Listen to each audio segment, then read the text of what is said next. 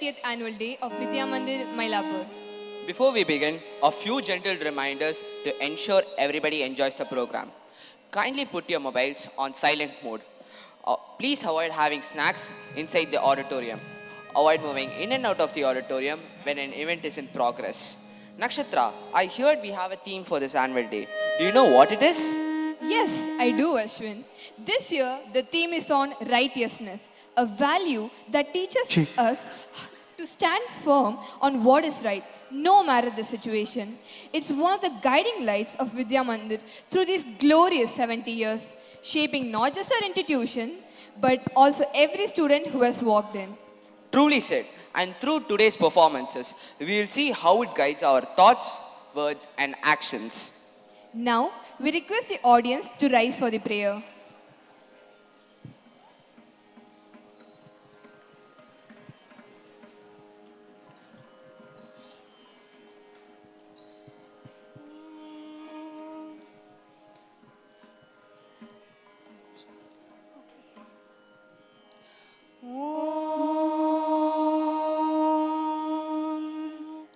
पूर्णमदः पूर्णमिदं पूर्णात् पूर्णमुदच्यते पूर्णस्य पूर्णमादाय पूर्णमेव अवशिष्यते हरिः ओम् हरिः ओम् हरिः ओम् या कुन्देन्दु तुषारहारधवला या शुभ्रवस्त्रावृता या वीणावरदण्डमण्डितकरा या श्वेतपद्मासना या ब्रह्माच्युत शङ्करप्रभृतिभिः देवैः सदा पूजिता सा मां पातु Saraswati Bhagwati निःशेषजाट्यापः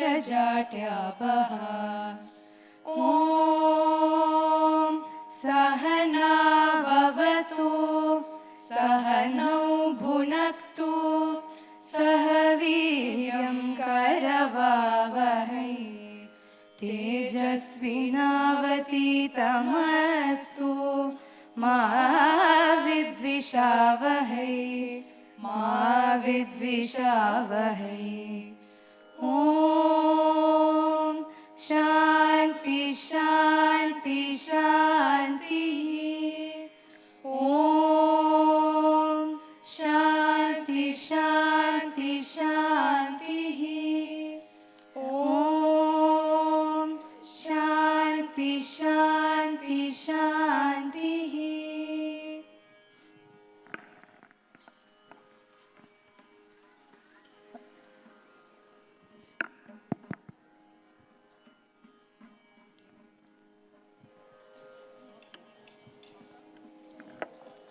Now, we call upon the school pupil leader Satvik Ashwin and assistant school pupil leader Aravind Daksha to present the annual school report.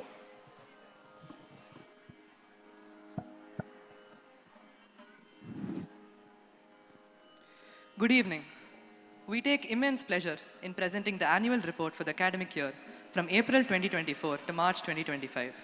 Starting our report with the recognition of academic excellence, our 12th grade board toppers for the year were Shriya Prabhu Srinivas securing 492 on 500, Darshana K. and Kashish scoring 491, and Arnav Prashant scoring 490. Our 10th grade board toppers were Adav Kumar Swami securing 493 on 500, Ishani R scoring 488, and Satvik Sudarshan scoring 487. In addition to testing academic prowess through school and board exams, Vidya Mandir also conducted various competitive exams and aptitude tests in association with other organizations. Some of them include the SO of Olympiads, Logikids, a logic test for children, ASSET, an internationally recognized test in various subjects, and IAS Junior Exam, a general knowledge test. At the beginning of the year, the Alumni Association of Vidya Mandir sponsored a complete overhaul of the Shripad Hall, where our distinguished alumnus Shri Sikkil Gurucharan inaugurated the hall and rendered a soulful Carnatic concert to mark the first performance in the renovated hall. Over the course of the year, Vidya Mandir conducted and hosted a plethora of events in various categories. Kicking off the academic year of 2024 to 2025 with the month of April, the intra edition of Vidya Mandir Mun was held for students across classes 9 to 12 in order to recruit fresh talent to the Mun Club. Moving on to June, we started the club with the club inauguration. Scholympics, which is the quiz club, and the theatre club were recommenced during this event, which highlighted Vidya Mandir's extensive and diverse collection of clubs. Speaking of diversity, the celebrations during our prize day honored the multitude of achievements accomplished by students of our school and also commemorated the several decades of exemplary service from our teachers and staff. The event was presided over by Dr. S.C. Vanitha Kumari, an acclaimed researcher, as the chief guest. The month of July commenced with a huge flurry of activity as our high school students scrambled to get ready to perform during Entre Nous. Entre Nous, which means Among Us in French, is our annual intra-school cultural competition held over 2 days. At the end of the inter-class battle, 12A emerged as the winner and claimed the shield for themselves. Next, Reflections, our annual inter-school culturals, was just around the corner. Reflections is the oldest cultural in Chennai, having been around for more than 40 years. Taking inspiration from science fiction, the students of class 11 put up a brilliant show with over 15 schools participating. Chettinad Vidyashram emerged winners and took home the rolling trophy. The chief guests were Smriti Mohan Kumar, an alumna, and Nitin Satya, an accomplished Tamil actor. The month of July came to an end with the inter-house dramatics. The theme for the year was the works of Agatha Christie, and all 4 houses delivered nail-biting murder mystery thrillers. Kailash House triumphed over the other houses at the end. Keeping the theme of inter-house competition going, our school's talented athletes excelled in their respective domains during sports day. The decorations of individual champions went to Satvik Ashwin of KJ House and Sharvani of NP House, while the overall house champions trophy went to Kailash House. Back in the campus, things kicked into action to test our readiness in emergency situations. A mock fire drill was conducted where the premises were evacuated in an astonishing time of 2 minutes and 48 seconds, showcasing the critical awareness of our staff and students. Another form of awareness is in choosing the right career path for your future. In order to aid students, the school hosted a university fair featuring over 8 universities from all across India.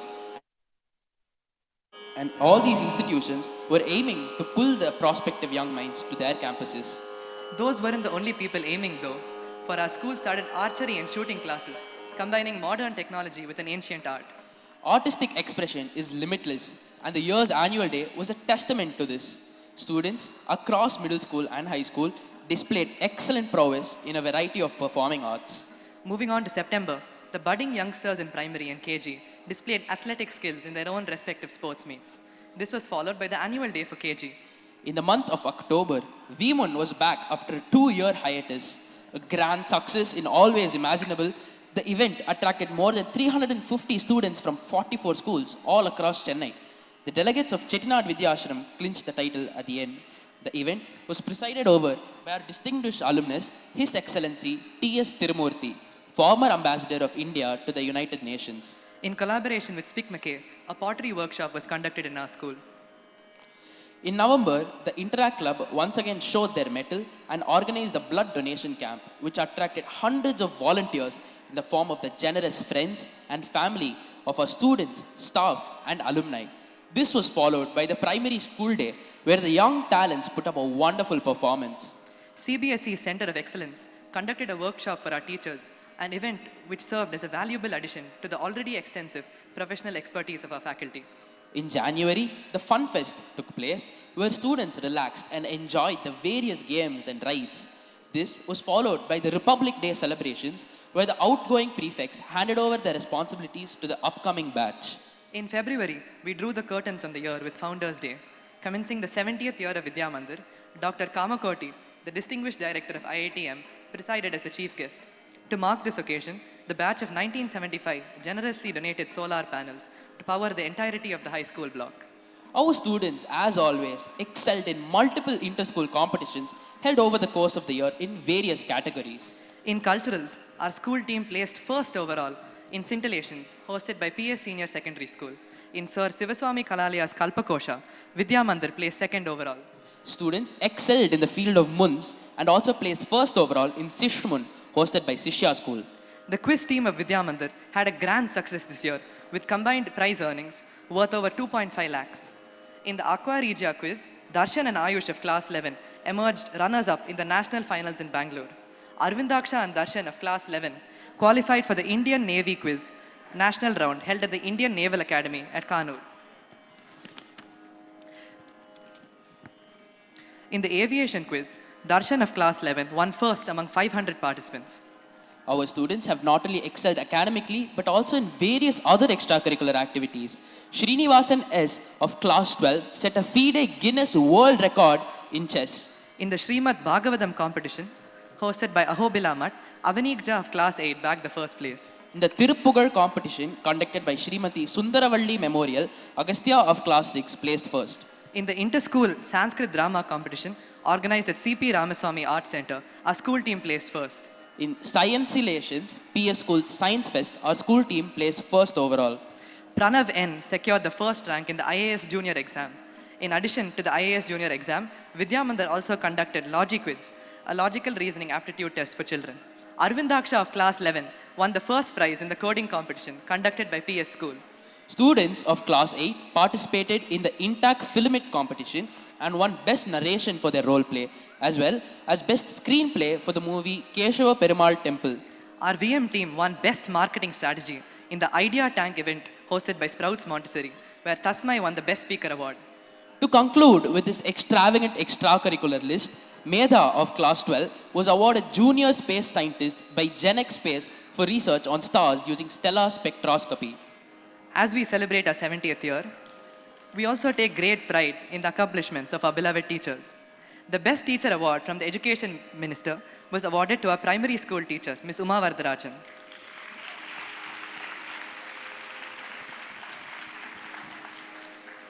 Our accountancy teacher, Ms. Vimala Balaji, and maths teacher, Ms. Lata, both received the prestigious Best Teacher Award. They received the Best Teacher Award from the CSSE cluster in recognition of their years of dedicated service. The Ko Boon Hee Award was presented to Ms. Shanti. During our Prize Day celebrations, our teachers, Ms. Bhuvaneshwari K, Ms. Pushpavasa T, Ms. Anuradha Anand, and our non-teaching staff, Ms. Rajeshwari H and Mr. Ganesh D, were honored for their extraordinary 30 years of service to the school. Ms. Jyotsna, Ms. Vimala Balaji, Ms. Jayalakshmi, and Ms. Srila Sridhar were recognized for their 20 years of service to the school.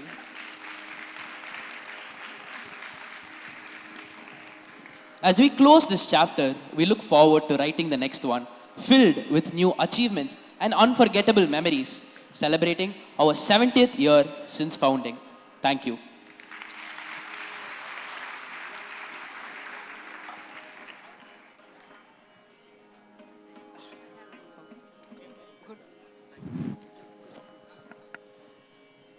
Thank you, Satvik and Arvindaksha. Ah, what a lovely evening, Ashwin. The lights are bright, the crowd is buzzing. Yeah, there is something special in the air today. And you know what would make this evening even better? Bhaji and filter coffee? Tempting, but no. I was thinking music. Aha, now that I like. And not just any kind of music, how about some beautiful Carnatic tunes? Perfect. The rhythm of the mridangam, the magic of the veena, the melody of the violin. It's like a culture singing to us. And here's something cool. Not many people know this, but our school actually has the oldest Carnatic orchestra among all schools around. From the days of harmoniums and tampuras to now, with digital shruti boxes, the soul of the music stays the same.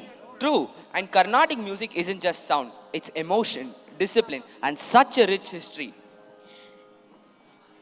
So let's stop talking and start listening. Get ready for a performance that blends tradition with talent. We proudly present the Amrita Lahari, Orchestra of VM, comprising students from classes 6 to 12. We begin the performance with the majestic Vanajakshi Varnam in the Ragam Kalyani set to Adi Talam, composed by Sri Ramanathapuram Srinivasa Iyengar, a perfect piece to set the stage and a treat to the ears. Next is the Swaminatha Paripalya Shumam in the powerful Ragam Natai, also set to Adi Talam by none other than Sri Muthuswami Dikshitar, one of the trinity of Carnatic music. is a deeply devotional composition dedicated to Lord Murugan, the presiding deity of Swami Malai, one of the 6 sacred abodes of Lord Murugan.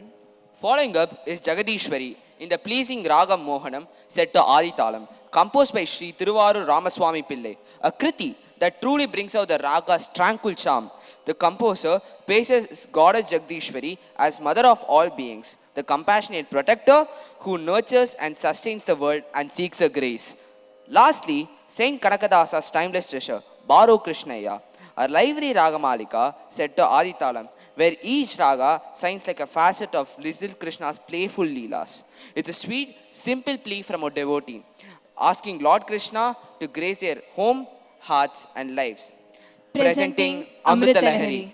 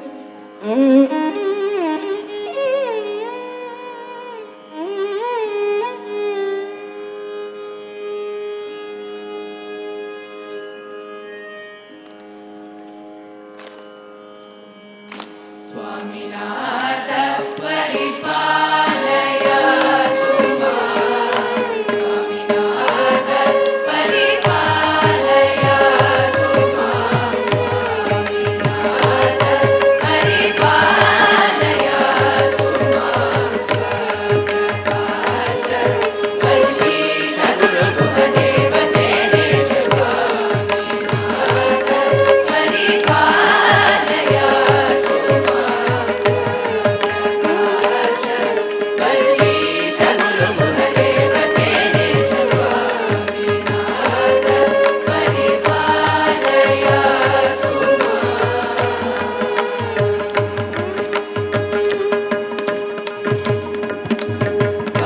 कामजनक भारतीश सेवित कामजनक भारतीश सेवित कामजनक भारतीश सेवित Kartikeya नारदादि भावित कामजनक भारतीश सेवित Kartikeya नारदादि भावित Vamdev Parvati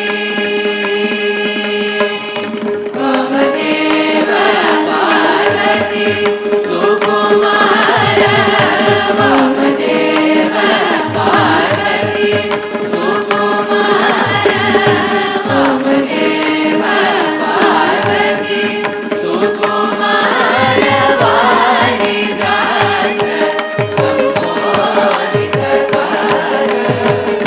Vamdev Parvati सुकुमार वाणिजास्त्र संमोहितकार स्वामी काव्यनाटकालङ्कार भरणभूमि जलति वायुगगन किरण बोधरूप नित्यानन्दकरण स्वामी काव्यनाटकालङ्कार भरणभूमि जलति वायुगगन किरण बोधरूप नित्यानन्दकरण स्वामीनाथ परिपालय सुमां स्वप्रकाश वल्लीश गुरुगुहदेव सेनेश स्वामीनाथ परिपालय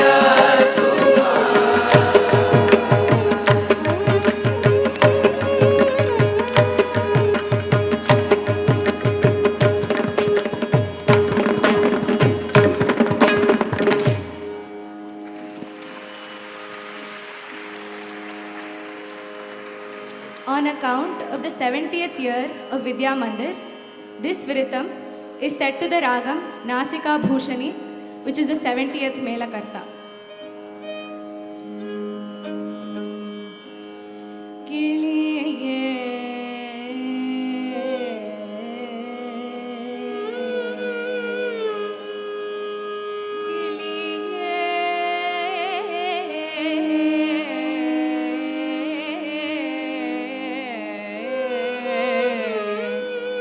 கிளியே கிளைஞர் மனத்தே கிடர்ந்து கிளர்ந்து ஒளிரும் ஒளியே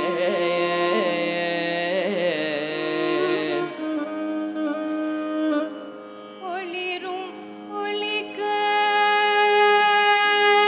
இடுமே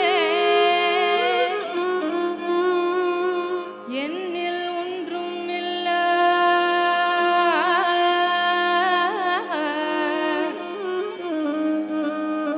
என்னில் ஒன்றும் இல்ல வெளியே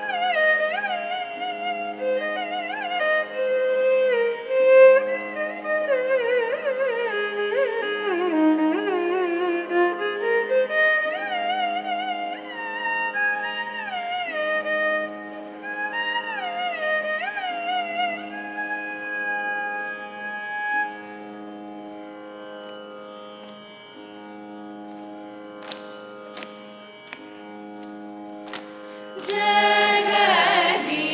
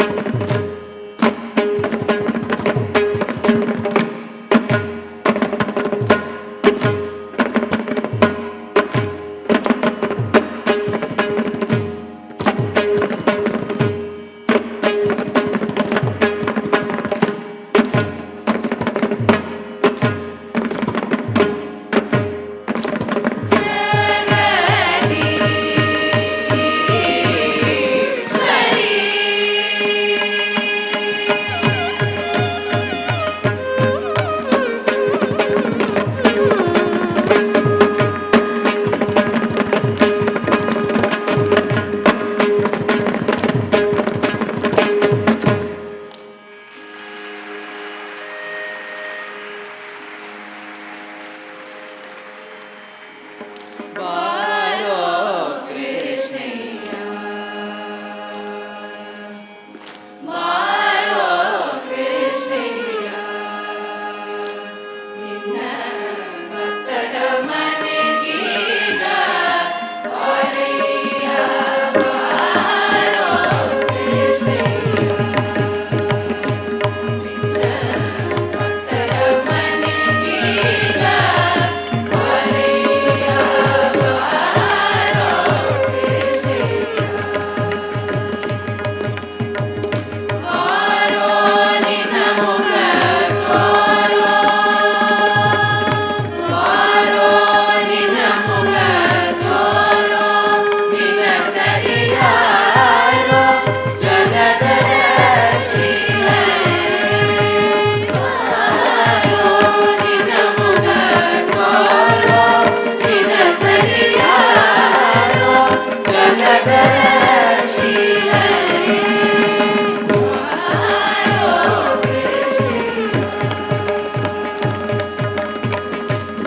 ತುಗೆ ಪಾಡಗ ಮುಗಾರಂತುಗೆ ಗಿರುಗೆ ಚೇ ದಿನಿ ದಿನಿ ದಿನಿ ದಿನಿ ರೇನುಗಾ ತುಗೆ ಪಾಡಗ ಮುಗಾರಂತುಗೆ ಗಿರುಗೆ ಚೇ ದಿನಿ ದಿನಿ ದಿನಿ ದಿನಿ ರೇನುಗಾ ಪೊಂಗುಲರೋದುದಾ ಬಾರಯ್ಯ ಪೊಂಗುಲರೋದುದಾ ಬಾರಯ್ಯ ಪೊಂಗುಲರೋದುದಾ ಬಾರಯ್ಯ ಬಾರೋ ಕೃಷ್ಣಯ್ಯ ವಾಸ ಉಡುಪಿಲಿ ನೆಲೆಯಾದಿ ಕೇಶವನೇ ವಾಸ ಉಡುಪಿಲಿ ನೆಲೆಯಾದಿ ಕೇಶವನೇ ದಾಸರಿನ ಪದದಾಸ ದಾಸರಿನ ಪದದಾಸ ನಿನ ಪದದಾಸ ನಿನ ಪದದಾಸ ನಿನ ಪದದಾಸ ದಾಸ ನಿನ ಪದದಾಸ ನಿನ ಪದದಾಸ ಹರಹರು ಮಾರಯ್ಯ ಬಾರೋ ಕೃಷ್ಣಯ್ಯ ದಾಸ ನಿನ ಪದದಾಸ ನಿನ ಪದದಾಸ ಹರಹರು ಮಾರಯ್ಯ ಬಾರೋ ಕೃಷ್ಣಯ್ಯ ಭಕ್ತರ ಮನೆಗೀಗ ಬಾರಯ್ಯ ಬಾರೋ ಕೃಷ್ಣಯ್ಯ ಬಾರೋ ಕೃಷ್ಣಯ್ಯ ಬಾರೋ ಕೃಷ್ಣಯ್ಯ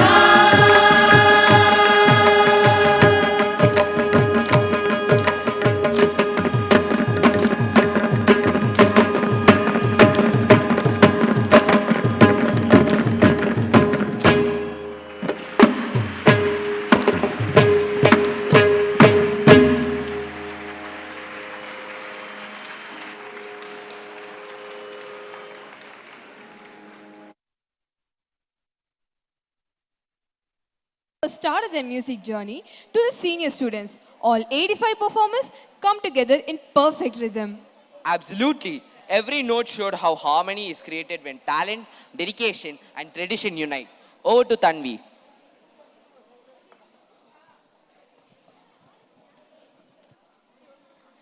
Dear all, we have a special announcement to share.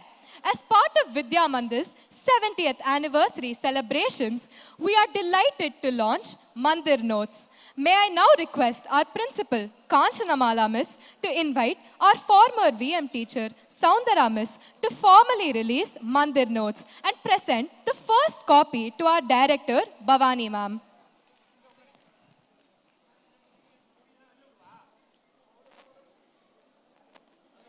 This exclusive notepad captures the essence of our campus, featuring sketches of our most cherished spaces, the revered Vidya Ganapati temple, the ever popular stone benches, and the lively canteen. Lovingly illustrated by our VM students, guided by teachers and parents. Whether you are a student a proud parent, or a member of our alumni community, Mandir Notes is sure to rekindle fond memories of life at VM.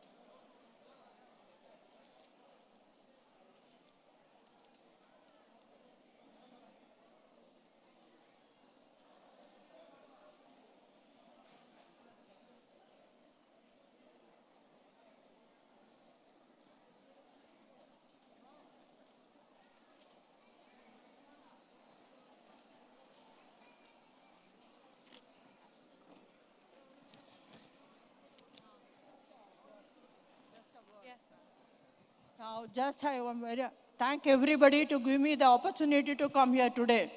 But I want to tell you a secret. When Bhavani joined as a principal, I was the first teacher to invite to Vidya Mandir. Now, my memories go back to my golden era of Vidya Mandir. Now, after 25 years, people have given me the opportunity to give it to Bhavani today. I'm very happy. I think it's God's blessing for me to come here and give it to Bhavani after 25 years when I have met her when she joined as the principal of school. Thank you very much for giving me the opportunity now. Bhavani. Thank you, Sandra. Honored to receive it from you. I'm really honored today. I'm even now I'm ready to come. Thank you, Soundara ma'am and Bhavani ma'am. On behalf of the school, I would like to extend my heartfelt gratitude to the 13 students who have contributed to this project, the VM parents involved for their constant guidance, and finally, Mrs. Chitra Santosh, a parent of a VM alumni, for the technical guidance provided by her. A special mention to our arts teacher Geeta Miss for her contributions. Thank you all for your immense support towards making Mandir Notes a grand success. Mandir Notes will be available for purchase at the school office, and additional copies will be made available on request. Thank you.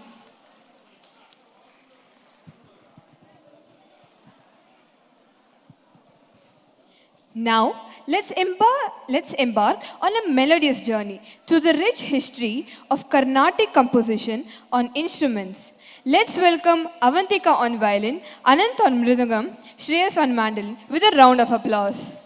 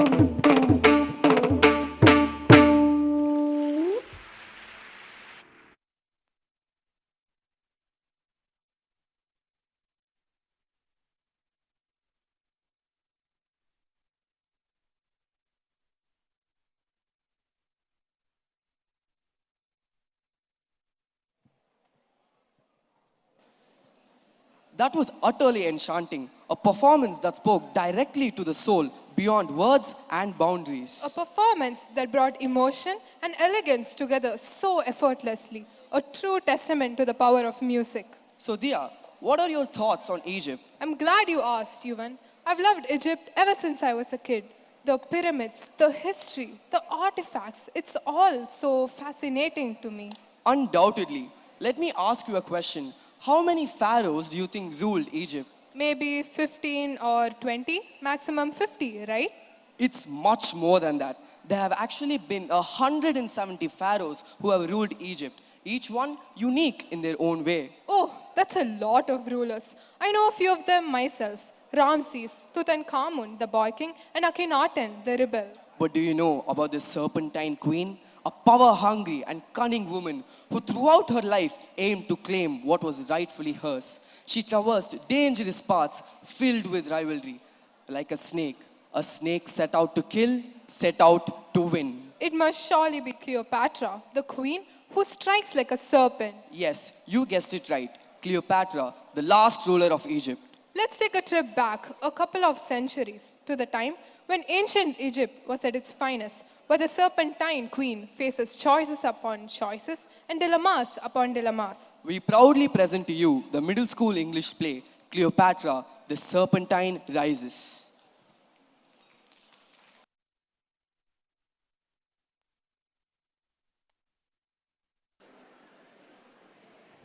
In the cradle of ancient civilization, beneath the gaze of the Sphinx and the mighty pyramids, the land of Egypt stood as a jewel in the crown of time itself. A land rich not only in grains and gold, but in stories of greatness and greed.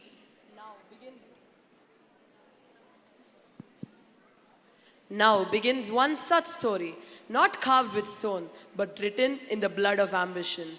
A tale where destiny does not fall into gentle hands, but must be seized with force, cunning, and extraordinary resolve.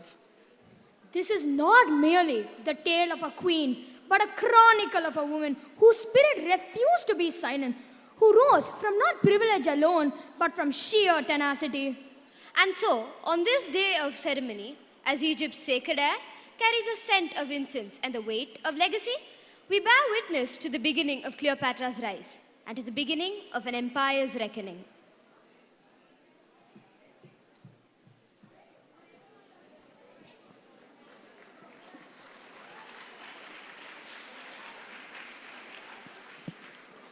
By the gods who watch over the Nile and the divine ancestors whose bones rest beneath these sacred sands, I pass on to you, my children, the crown of Egypt.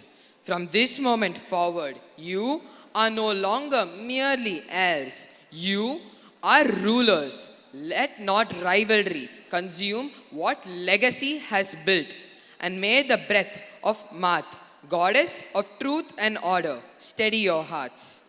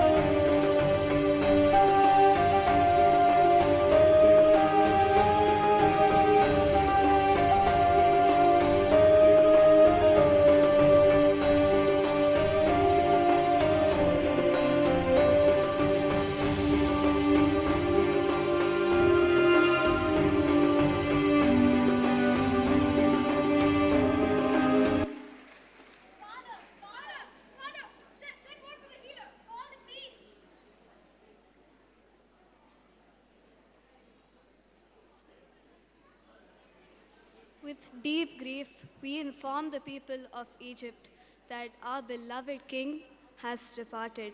The gods have taken him to their land.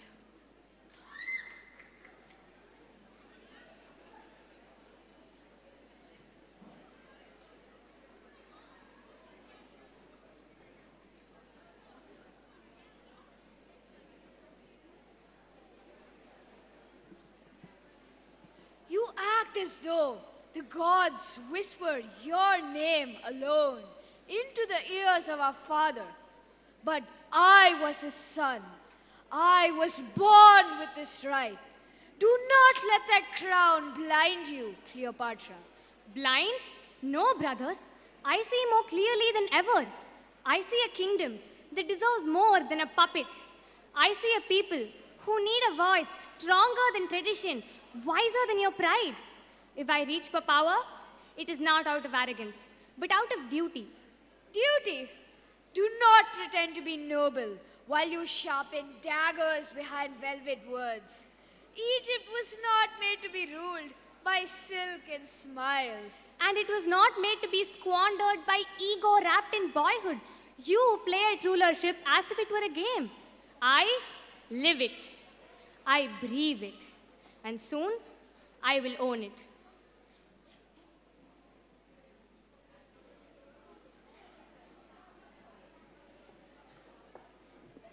In the grand eastern wing, Cleopatra reclined amongst the silk cushions and jasmine perfumes. Her servants bathed her in praise, each word a petal falling into her lap. She smiled, unaware or perhaps pretending not to see the venom rising just outside her chambers. In the west wing, Ptolemy bargained with his advisor behind thick velvet curtains. The candlelight flickered. His strategy turned to plotting. Words of caution were ignored. Power listened to whispers, not wisdom. A bag, fat and golden, fell into outstretched hands. No promises were spoken aloud, but in silence, a betrayal was sealed. The pact was made, and from that moment, the crown was no longer shared. It was being stolen.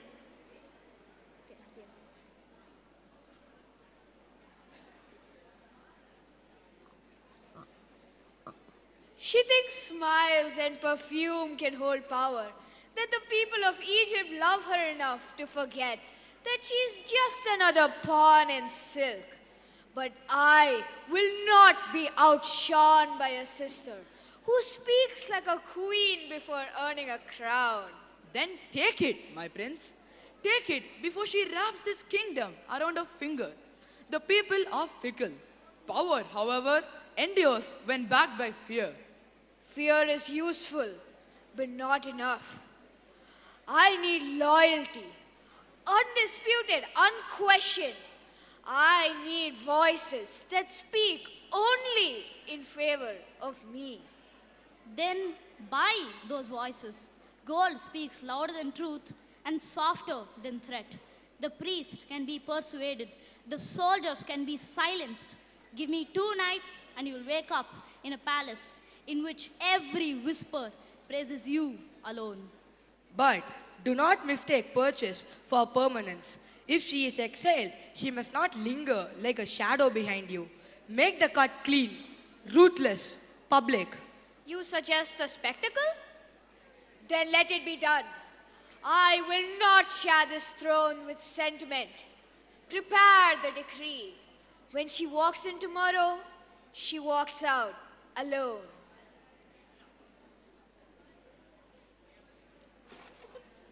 I am worried for Her Highness. Her brother is plotting already. How curious. The palace feels quieter today, as if the very air has stopped to watch. Perhaps this is what peace feels like. Or perhaps it's simply the silence before the storm. Still, let them speak my name in whispers. Let them wonder. A queen does not chase recognition, she commands it.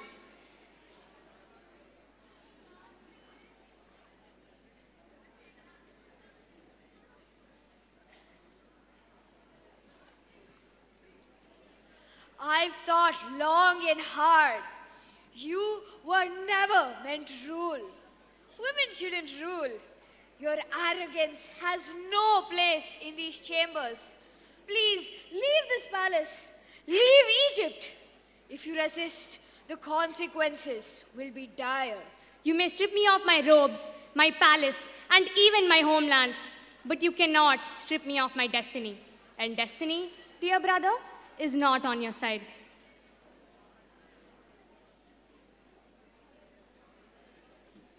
Cleopatra sailed across the Great Sea, leaving her land behind to seek favor. To Rome, to Caesar she went, cloaked not in mourning, but in strategy.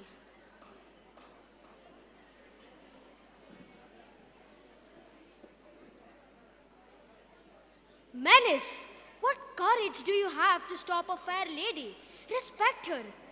Donned in black and in a hurry to engage, either emergency or scheme, what inferences are we supposed to make? Caesar, I did not come to plead. Show some respect. I come bearing a throne and a nation. Egypt is in peril, strangled by pride and corruption. Help me reclaim it, and I offer you an empire reborn, bound to Rome in loyalty and in legacy. You cross oceans to speak with such fire. Tell me, Queen, what makes you think Rome would care for the fate of your sand-covered throne? Because without Egypt, Rome has grainless winters. Without my rule, Egypt falls into war. But with your arm and my crown, we can build something greater than kingdoms. We can shape the world. Such straightforwardness. Though I do wonder how you plan to overpower a true-born son of the late king. Clearly, by seeking the help of Rome, Antony. A welcome is necessary, my dear, and a welcome you shall have.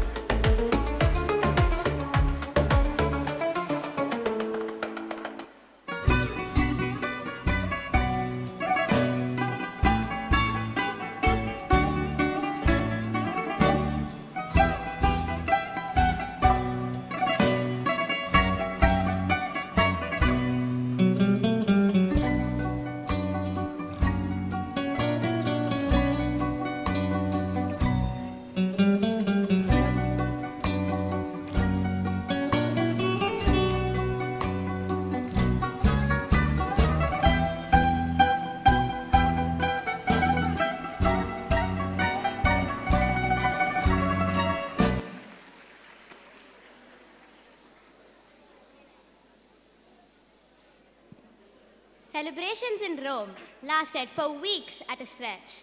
Cleopatra, embraced by Caesar's welcome, was charmed by him. A military alliance was what she sought. Yet, was that all that would come out of it? But in the background, Mark Antony's heart felt hollow, his eyes skimming the interactions between the two royals. Was he not worthy of this love as well? In his heart, he yearned for the great queen, a force that held a power which could rival Rome itself. He knew to be cautious. As the celebrations continued, the two men noticed each other's intentions. Was this love that they wanted? Or was it dominance over the entire nation? They could just as easily push the women to the side to take power. Did they have to battle out their desires with each other? The dilemma between the two stretched thin with silence until Antony confronts the great Caesar.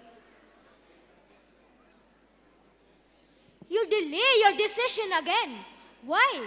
Is your pride so fragile that you'd risk losing Egypt just to keep her close? It's a simple decision, Caesar. Try and keep that woman to yourself out of love when she doesn't love you back, or try and take this advantage. We can get our hands on Egypt, send her an army. Tread carefully, Antony. No, I've stood in your shadow long enough. You think she's yours because she wrapped herself in silk and spoke your name with charm. But Cleopatra doesn't belong to anyone, not even you. And yet, it's my ship she came for, my chamber she entered, me she chose. Or is envy blurred your memory of Rome's order? My greatest friend, she didn't choose you. She chose survival.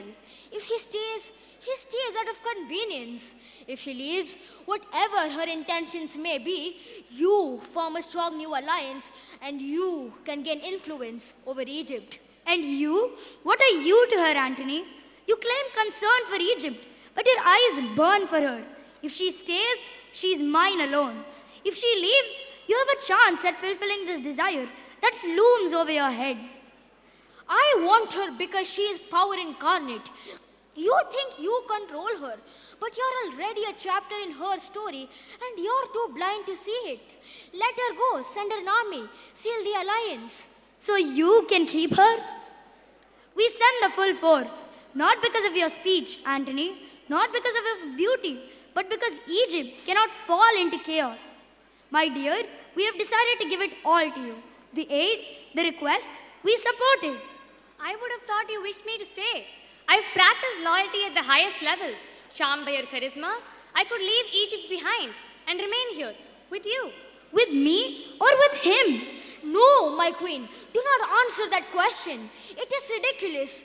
We will send you an army and you will heed our requests.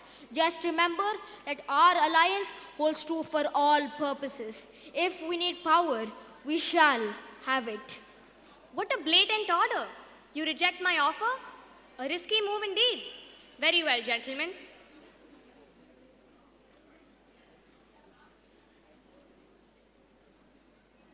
By leaving, Cleopatra now had the pleasure of facing looming threats of both facing her brother and of giving up control of Egypt to the Romans. If she was scared, she didn't show it. She knew to be cautious. One misstep, and she could lose her soon-to-be grasp on Egypt. Questions and choices. The princess was uncertain, but returned to Egypt with her head held high and an army at her heels.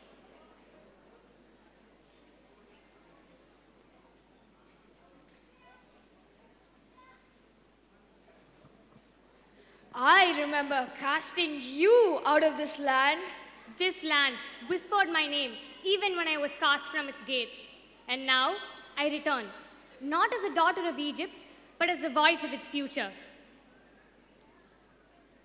This is sacrilege. This is sacrilege.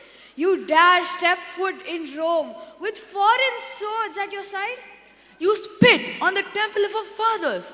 You stain our bloodline with Roman power. You think a borrowed army gives you the right to rule? The crown was never yours to reclaim. She must be stopped before her foreign ties take root in our soil. You played politics in shadows while I stood before the great Caesar and made him listen. You whispered treason while I gave Egypt a voice in a foreign empire. I did not crawl back. I claimed my return. And no man, Roman or Egyptian, will be deciding my fate today.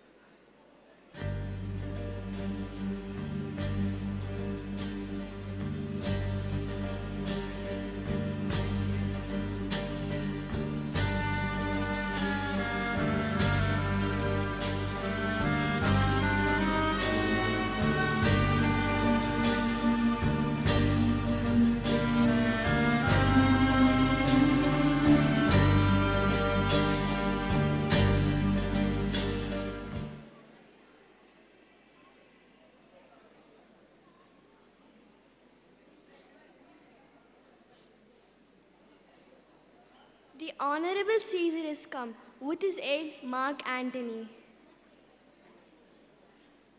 Keep them informed. The Queen does not consent to this visit. I thank them for the aid. Their greatness has been duly noted. They will, for certain, never get their hands on the crown of Egypt. An alliance has been struck, and that is all it will be.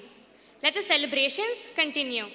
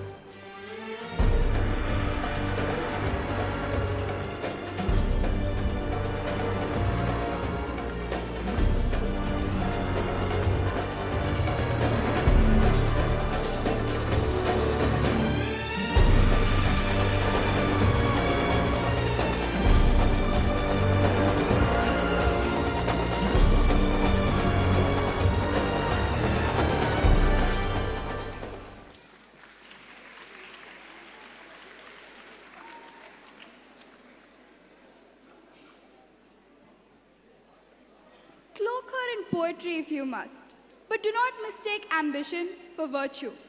She is still the same serpent who slithered through courts and schemes. Only now, she wears a crown. Even queens bleed, even queens fall. The throne remembers betrayal long after the cheers fade. And when silence returns to these halls, she too will hear it whisper. A serpent wrapped in gold is still a serpent.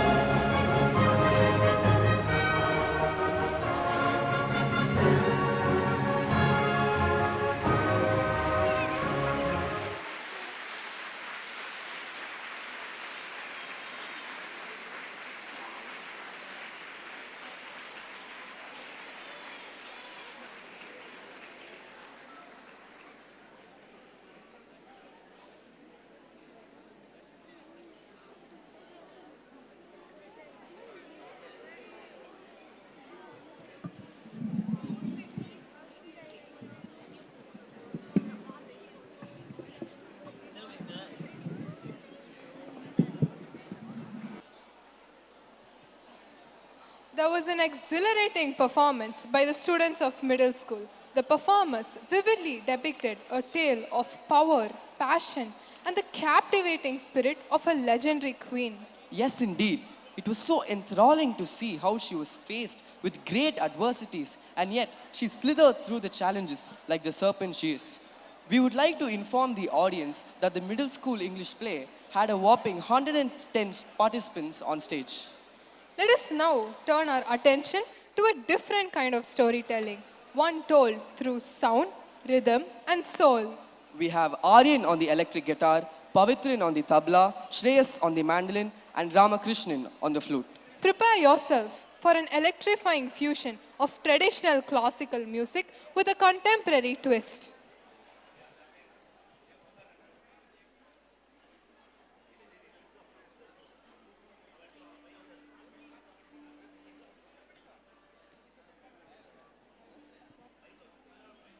Let's lighten up this evening with some trivia. So the first question is, who was the artist in charge of our Ganapati mural, which was done in the year 2006? The audience is allowed to answer, this question is for the audience. I repeat the question. Who was the artist in charge of our Ganapati mural, which was done in the year 2006?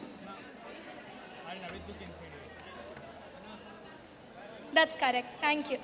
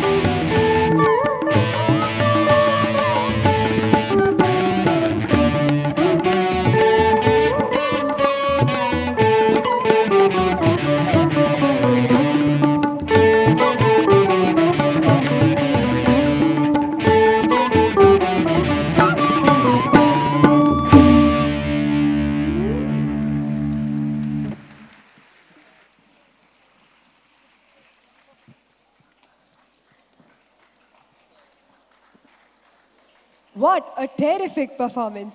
That music flowed straight to our hearts, every note filled with emotion. Let's have a warm round of applause for these talented artists once more. They truly deserve it. Even as the last note fades, the melody still lingers in our minds, doesn't it?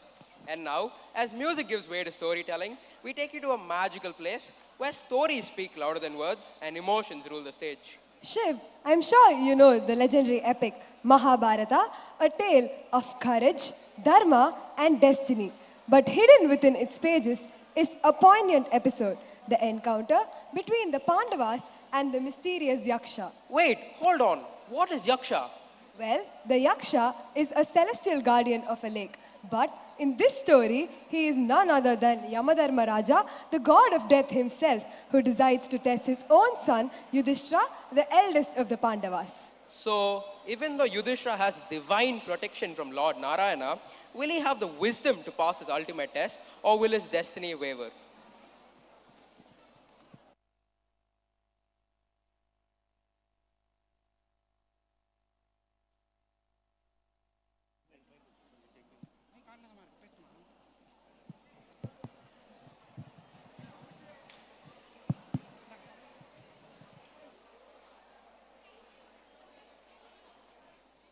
This play, Dharma Shakti, is based on Dharma from the great epic Mahabharata, where Lord Krishna saves the Pandavas both directly and indirectly in various circumstances.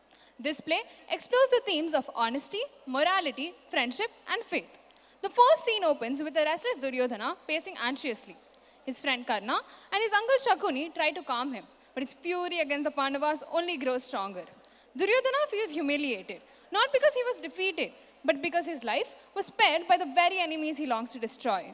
To him, this mercy is an insult, a reminder of weakness, and a blow to his pride as a warrior. Consumed by anger and desperation, he attempts to commit suicide. Meanwhile, a group of demons approach Duryodhana and reveal to him the secret of his birth. They explain that he obtained his powerful body with the blessings of Lord Shiva through Gandhari.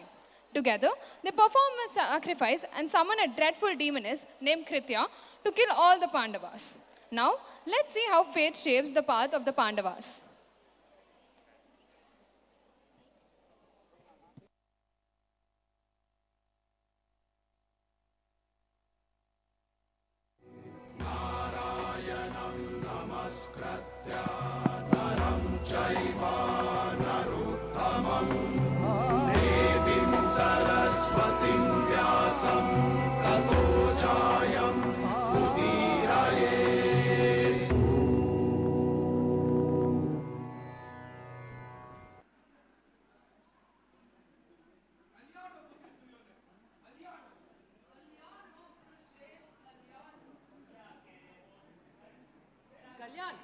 मामा श्री शत्रुओं से अपमानित होकर आज मैं अपने मित्रों के लिए शोकदायक और शत्रुओं का हर्ष बढ़ाने वाला हो गया।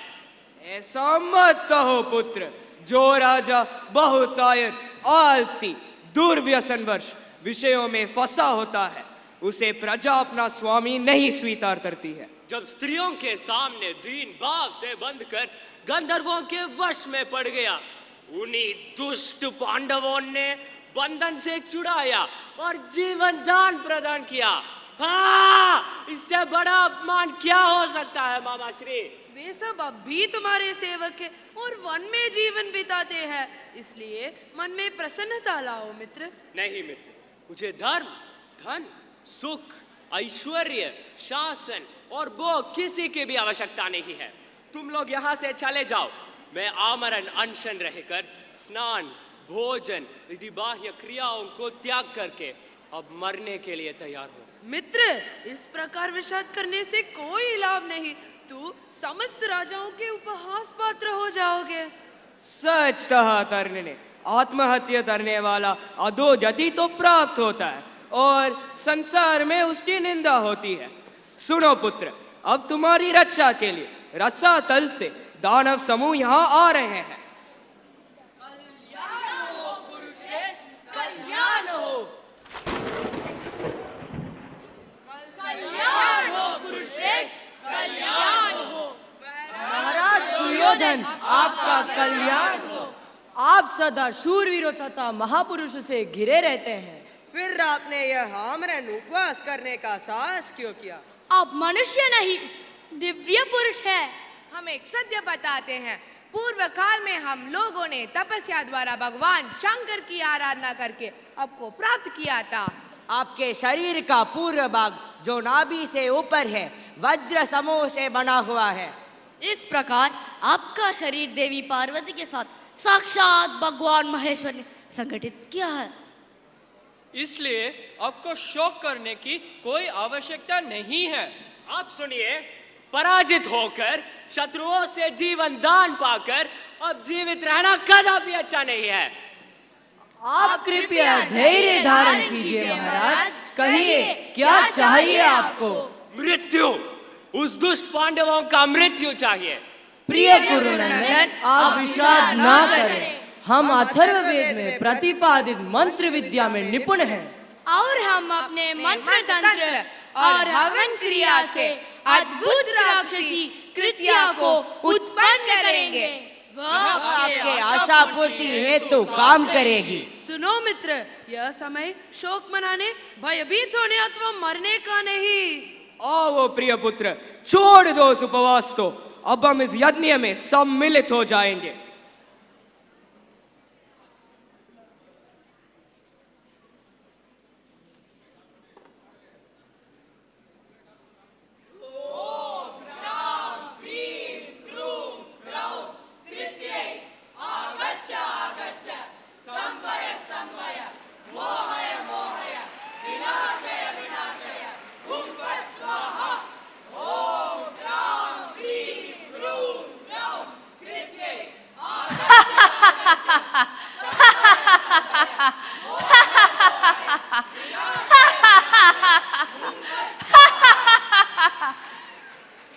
मुझे क्यों बुलाया है?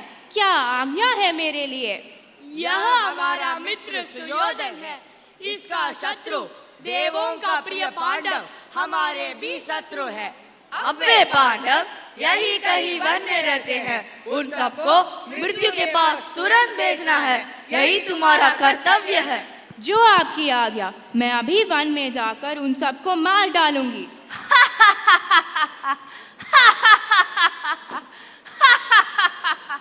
हे नरेश, अब आप समाधान के साथ हस्तिनापुर की ओर प्रस्थान कीजिए। हम आपको शीघ्र ही शुभ संदेश भेजेंगे।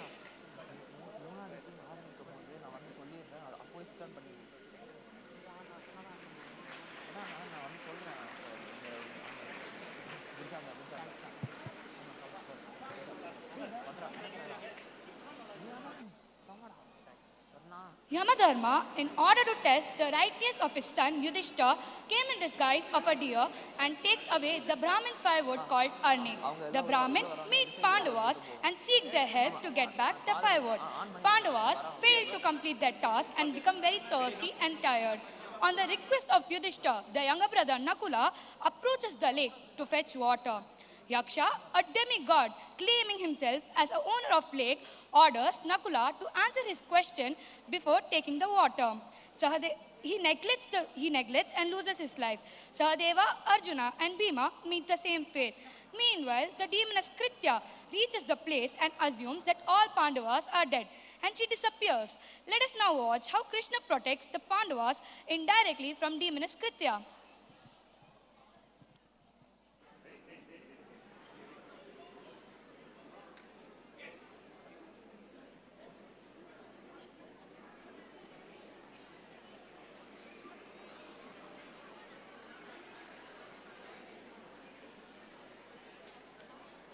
आप लोग देखिए कितना सुंदर है ये कानन।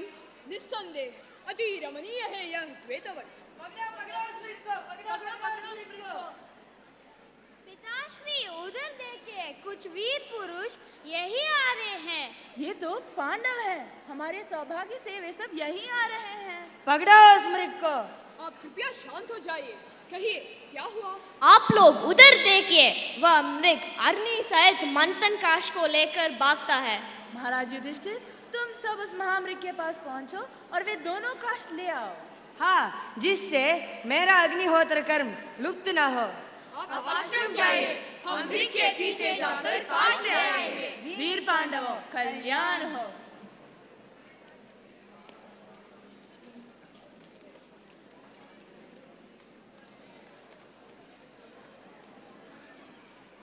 सुनिए, मुझे ऐसा प्रतीत होता है कि हम सब अभी धर्म संकट में पड़ गए हैं। भैया, हमारे कुल में कभी आलस्यवश धर्म का लोप नहीं हुआ, अर्थ का भी कभी नाश नहीं हुआ, किसी को निराश नहीं किया, फिर भी धर्म संकट में कैसे पड़ गए? प्रिय माद्री नंदन नकुल, पहले का किया हुआ पुण्य और पाप रूप कर्म ही सुख और दुख रूप फल बांटता रहता है। मैं बताता हूँ, जब नीच दुशासन द्रौपदी को गौरव की सभा में दासी की बांति बलपूर्वक खींच ले आया, तब मैं उसका वध नहीं कर डाला। इसी के कारण हम लोग ऐसे धर्म संकट में पड़े हैं। उस सूत पुत्र करने के कहे हुए कठोर वचन सुनकर भी जो हमने सहन कर लिए, उसी से आज हम धर्म संकट की अवस्था में आ पहुंचे हैं। जब शकुनी ने आपको जुए में जीत लिया, उस समय मैंने उसे मार नहीं डाला, उसी का वह फल है आज हम धर्म संकट में पड़ गए। आप लोग सुनिए, आपत्तियों की न तो कोई सीमा है, न कोई निमित्त और न कोई विशेष कारण दिखाई देते हैं। हम सब थके मानते और प्यासे हैं। प्रिय नकुल, सब दिशाओं में दृष्टिपात करो, कहीं आसपास पानी हो।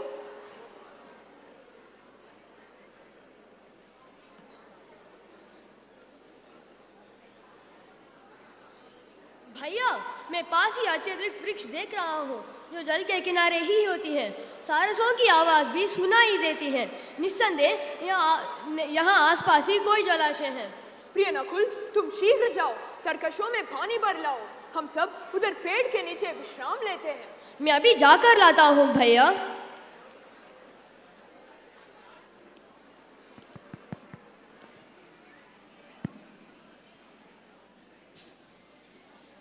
हाँ, निर्मल जल से भरा हुआ यह जलाशय कितना सुंदर है।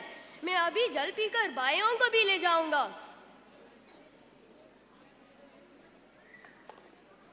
ठाठ ठहरो, इस सरोवर का पानी पीने का साहस मत करो, इस पर मेरा अधिकार है। पहले मेरे प्रश्नों का उत्तर दे दो, फिर जल पियो और ले भी जाओ।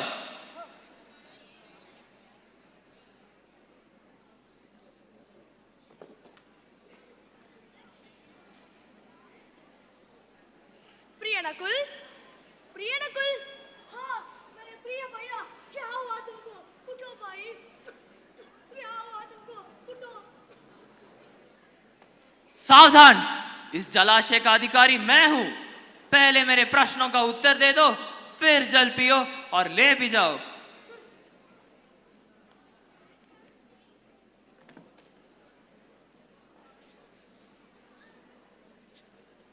प्रिय सहदेव, प्रिय नकुल, हाँ, क्या हुआ? तुमको किसने मारा? मैंने मारा पार्थ। मैं इसी क्षण शब्द भेद अस्त्र का प्रयोग करके उस दुष्ट शत्रु को अवश्य मारूंगा। शारीरिक शक्ति पाने के लिए मैं कुछ पानी पीता हूँ पहले। रुको पार्थ, पानी पीने का साहस मत करो। पहले मेरे प्रश्नों का उत्तर दे दो, फिर जल पियो और ले भी जाओ। कौन हो तुम मुझे रोकने के लिए?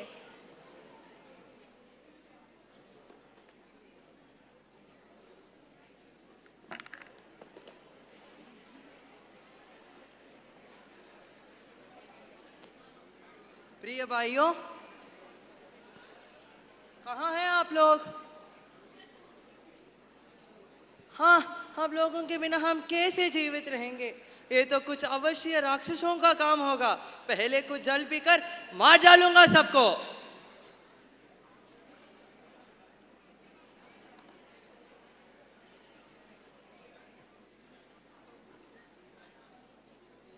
पानी पीने का साहस मत करना। पहले मेरे प्रश्नों का उत्तर दे दो, फिर जल पियो और ले भी जाओ। रे कायर, आओ मेरे सामने, मैं तुम्हें टुकड़ा टुकड़ा करूंगा।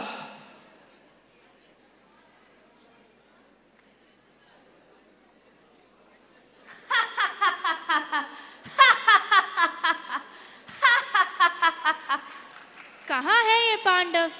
क्या आपको मालूम है? बताओ। अरे वहां सब विश्राम कर रहे हैं।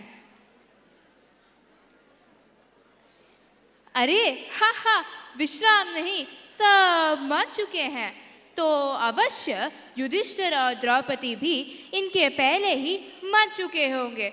हाँ, बिना प्रयत्न मेरा काम समाप्त हो गया।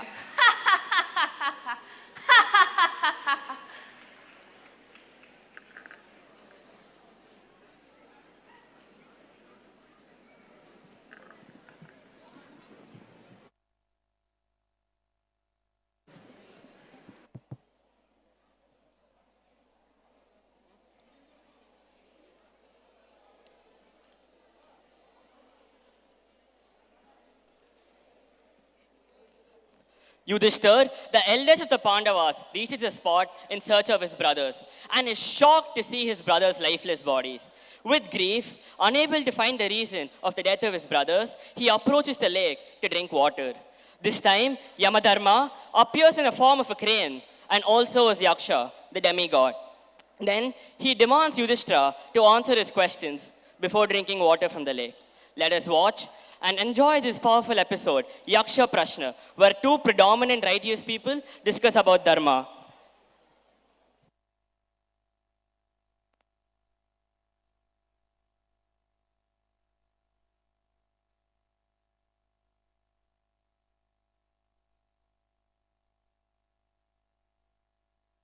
आप लोग, प्रिय नकुल, प्रिय अर्जुन, हाँ मेरा हृदय उद्विग्न हो उठा है।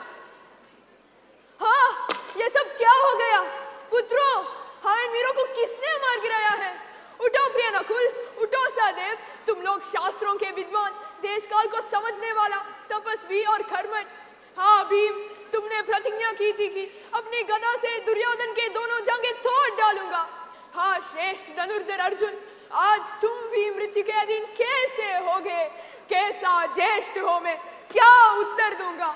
आप सब पराक्रम किए बिना ही प्राणहीन हो, पराक्रम किए बिना ही प्राणहीन हो। अस्त्र शस्त्रों का कोई चिन्ह नहीं है, अवश्य कोई भारी भूत ने भाइयों को मारा है। सरोवर के जल में कोई विष नहीं मिलाया गया है, क्योंकि शरीर में कोई विकृति नहीं उत्पन्न हुई है। थोड़ा जल पीकर सोचता हूँ। ठहरो नरेश, जल पीने का साहस मत करो, इस पर मेरा अधिकार है। तुम्हारे छोटे भाइयों को मैंने ही यमलोक भेजा है। हे प्रभु, आप कौन से प्रधान देवता हैं? बताओ, यह काम किसी पक्षी का किया हुआ नहीं हो सकता है। मैं विनय पूर्वक पूछता हूँ, तुम्हारा कार्य क्या है? तुम क्या चाहते हो?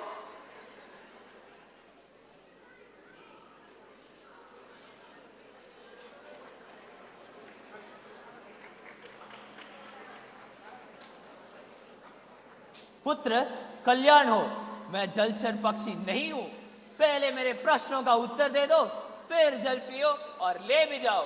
यक्ष, मैं तुम्हारे अधिकार की वस्तु को नहीं ले जाना चाहता हूँ। मैं अपनी बुद्धि के अनुसार तुम्हारे प्रश्नों का उत्तर दूंगा। प्रश्न करो। सूर्य को कौन ऊपर उठाता है? ब्रह्म। उसके चारों ओर कौन चलते हैं? देवता।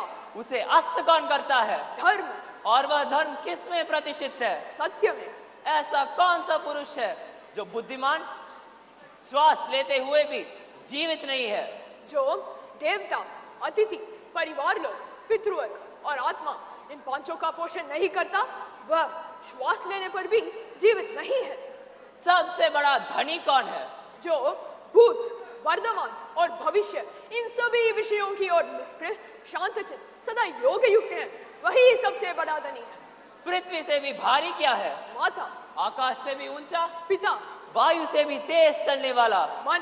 तिनकों से भी अधिक? चिंता। प्रवासी का मित्र कौन है? सह्याद्री। गृहस्थ का मित्र? भार्या। रोगी का मित्र? वैद्य। मृत्यु के पास पहुंचे हुए पुरुष का मित्र कौन है? दान। जगत किस वस्तु से ढका हुआ है? अज्ञान से। किसके कारण वह प्रकाशित नहीं होता? तमोगुण के कारण। नरेश, ज्ञान किसे कहते हैं? परमात्मा तत्व का बोध ही ज्ञान है। दया किसका नाम है? सबके सुख की इच्छा रखना ही उत्तम दया है। मनुष्यों का दुर्जय शत्रु कौन है? क्रोध। अनंत व्याधि? लोभ। अहंकार किसे कहते हैं? महान अज्ञान। मूर्ख कौन है? भक्तिहीन नास्तिक। स्नान किसे कहते हैं? मानसिक मलों का त्याग परम स्नान है। परंतु सभी प्रश्नों के उत्तर ठीक ठीक दिए, इसलिए अपने भाइयों में से एक को तुम चाहो वही जीवित हो सकता है। प्रभु, लोग मेरे विषय में ऐसा समझते हैं कि राजा युधिष्ठिर धर्मात्मा है, अतएव मैं अपने धर्म से विचलित नहीं होऊंगा। मेरा भाई नकुल जीवित हो जाए। नकुल? 10,000 हाथियों के समान बल वाला भीमसेन और तुम लोगों के सबसे बड़ा सहारा अर्जुन को छोड़कर नकुल को ही क्यों जिलाना चाहते हो? पूज्य, मेरे पिता के कुंती और माद्री नाम की 2 भार्याएं रही। मैं माता कुंती के लिए जीवित हूँ और माँ माद्री के लिए नकुल। वे दोनों पुत्रवती बनी रहे, ऐसा मेरा विचार है। भरत श्रेष्ठ, तुमने अर्थ और काम से भी अधिक दया और समता का आदर किया है, इसलिए तुम्हारे सभी भाई जीवित हो जाए। हे माननीय, आप कौन देवश्रेष्ठ हैं? मुझे तो आप यक्ष नहीं मालूम होते। कृपया मुझे बताइए, आप कौन हैं?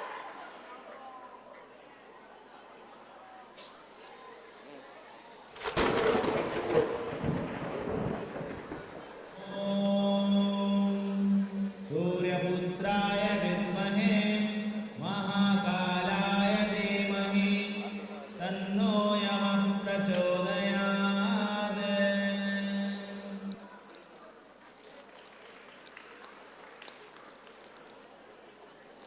प्रिय पुत्र, मैं तुम्हारा जन्मदाता पिता धर्मराज हूँ। तुम्हें देखने और तुम्हारे व्यवहार जानने की इच्छा से यहाँ आया हूँ। वर मांगो पुत्र। ब्राह्मण के अग्निहोत्र का लोभ न हो। तुम्हारी परीक्षा के लिए मैं ही निज रूप से कास्ट को लेकर भाग गया था। अब दूसरा वर मांगो पुत्र। अज्ञातवास का समय आ चुका है, कहीं भी रहने पर लोग हमें पहचान न सके। विराट नगर में इच्छानुसार रूप धारण करके रह सकते हैं। वैसा ही करेंगे हम सब। विदुर और तुम मेरे प्रिय हो। विदुर भी मेरे अंश से जन्म लिया, मुझे तृप्ति नहीं हो रही है। एक महान वर मांग लो पुत्र। पिताश्री, मुझे ऐसा वर दीजिए कि मैं क्रोध, मोह और लोभ को जीत सकूं तथा दान, तप और सत्य में मेरा मन लगा रहे। मैं प्रसन्न हूँ पुत्र, मैं तुम्हें अभिष्ट वर प्रदान करता हूँ। कल्याण हो।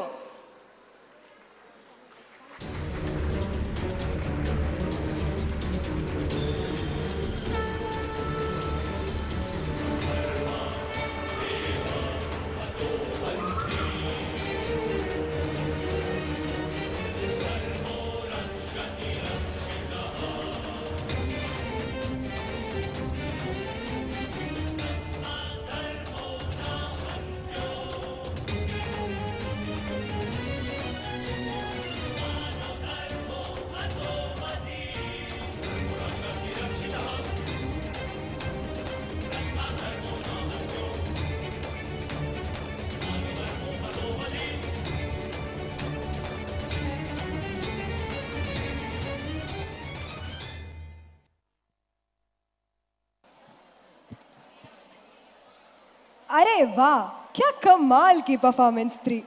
Such brilliance on stage. What an absolute delight.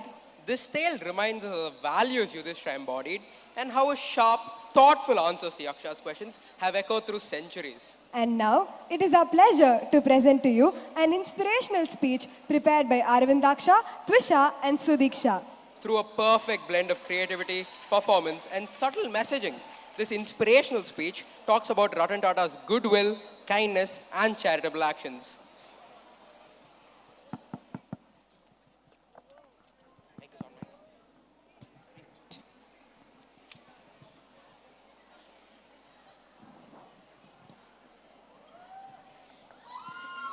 Good evening, everybody. I'm Aravindaksha. I am Sudiksha. And I'm Twisha. This year's theme being righteousness, we're here to encourage you to carry forward Ratan Tata's spirit and values. Besides being a world-renowned industrialist and philanthropist, Ratan Tata was also a man of extraordinary humility.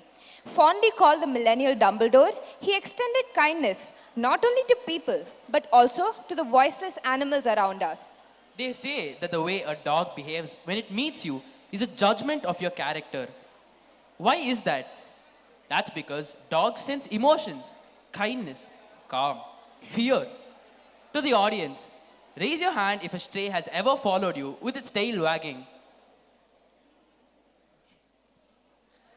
Can that simple moment make your day brighter? Research shows animals reduce stress and boost happiness. Ratan Tata understood this bond early, which is why he built a 24/7 hospital for small animals in Mumbai. Great leaders like Ratan Tata inspire us, but the responsibility lies in our own hands. The biggest change begins when each of us make a small effort.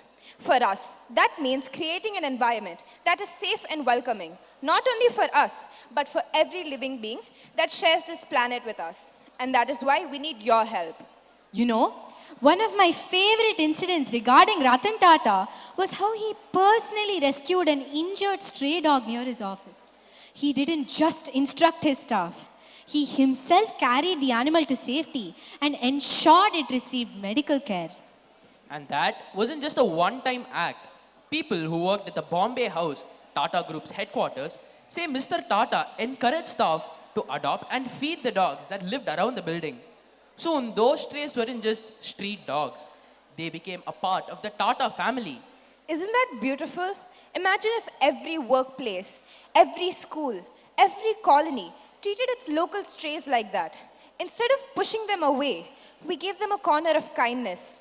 Chennai could be transformed overnight.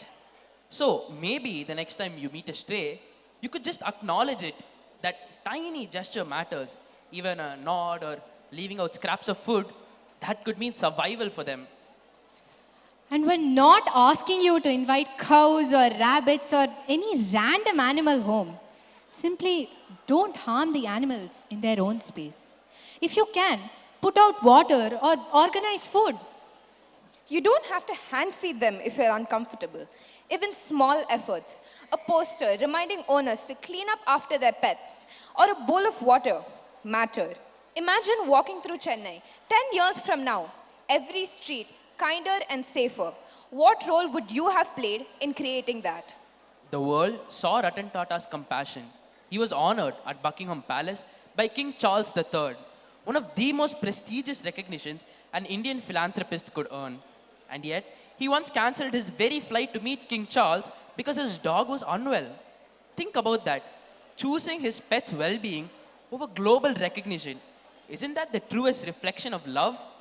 India has always had a bond with animals. From villages where cows, dogs, and even birds are considered family, to cities where they adapt to our streets.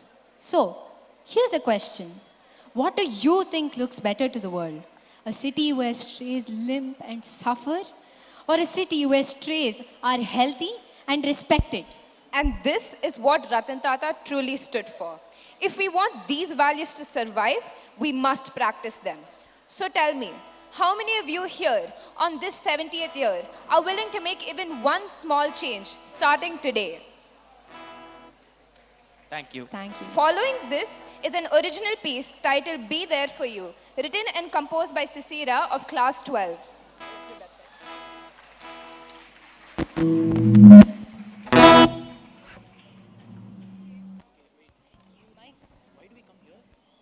Is that what they said? No, because Oh, that's right. Okay, fine. We'll go that side and deposit this mic. Yeah, Come here. over. It was nice. No one messed up. And I saw a lot of people. Yeah. At the end also. Yeah. Give mic.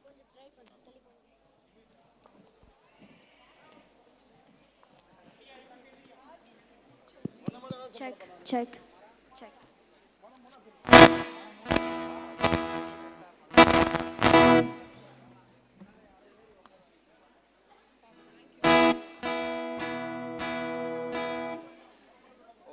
Check, check.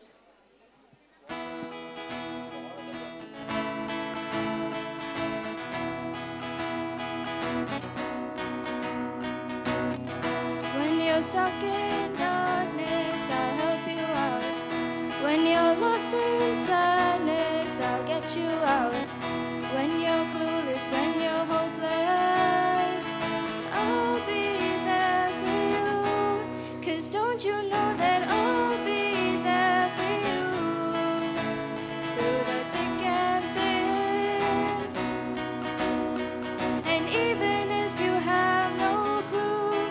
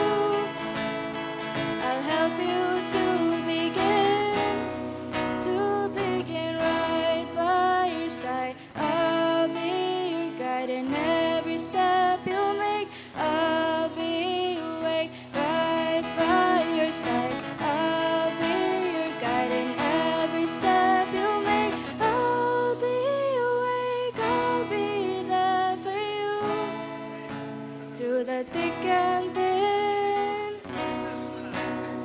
And even if you have no clue, I'll help you to begin. I'll be there for you. I'll be there for you. I'll be there for you. Don't you know that? Don't you know I'll be there for you? Thank you.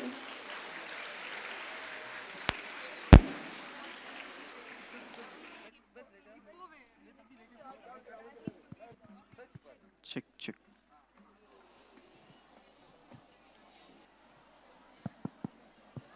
We request the audience at the gallery to remain silent. That was a deeply heartfelt and inspiring message. Truly a fitting tribute to Ratan Tata's legacy of compassion. Let us take a moment to truly imbibe the message we've just listened to and carry it within us. And let's not forget the mesmerizing performance given by C.C. Rao. Diya, I've been reflecting on this quote. நம்மை ஆட்டி படைப்பது நம் மனமே. உருவமற்ற இந்த மனம் பெரிய உருவம் படைத்த நம்மை எப்படியெல்லாம் ஆட்டி படைக்கிறது என்று யோசித்து பாருங்கள். That's powerful. It makes you realize there's profound wisdom behind those words. Someone who could speak so simply yet so deeply. Someone who saw reality beyond the physical and mental. Exactly. I started thinking this couldn't be a simple philosopher. It had to be someone on a deeper journey. Someone like Saint Adi Shankarar. A seeker, a teacher, and a saint who traveled all across India in relentless pursuit of the eternal truth. Tonight, we invite you into his world, a time of spiritual unrest, intellectual battles, and divine revelations. This is a story that awakens that stillness in you, where you're more than body or mind. Let his wisdom and your curiosity light the way. We cordially invite you to experience our Tamil play, grounded in the life and philosophy of the great Saint Adi Shankarar.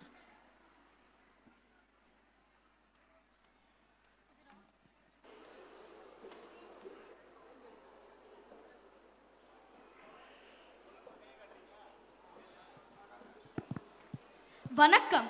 Tamil மூவேந்தர்கள் ஆண்ட முத்தமிழ் நாட்டில் முளைத்திட்ட விதை. முச்சங்கங்கள் வளர்த்த மூன்றெழுத்து கவிதை. இயலும் இசையும் நாடகமும் அழகுற அணிகலங்களாய் மாலைகள் சூட்டி மகுடம் தரிக்கும் மொழி.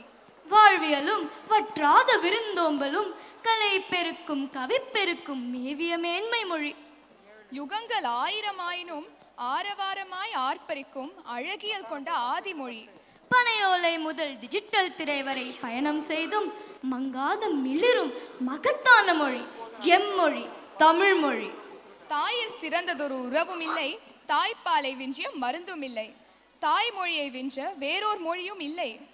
தமிழ் நம் அடையாளம். சரி சரி, தமிழின் புகழை சொல்லிவிட்டு இந்த வருடம் நம் பள்ளியின் தமிழ்துறையின் தமிழ் நாடகத்தை பற்றி மறந்துவிட போகிறோம். அது எப்படி மறக்க முடியும்? இதோ பாரதத்தின் அடையாளமாக இருக்கக்கூடிய ஆதிசங்கரின் வாழ்க்கை வரலாற்றை பற்றி அழகுற நடித்து காட்ட வருகிறார்கள் எம் சகோதர சகோதரிகள்.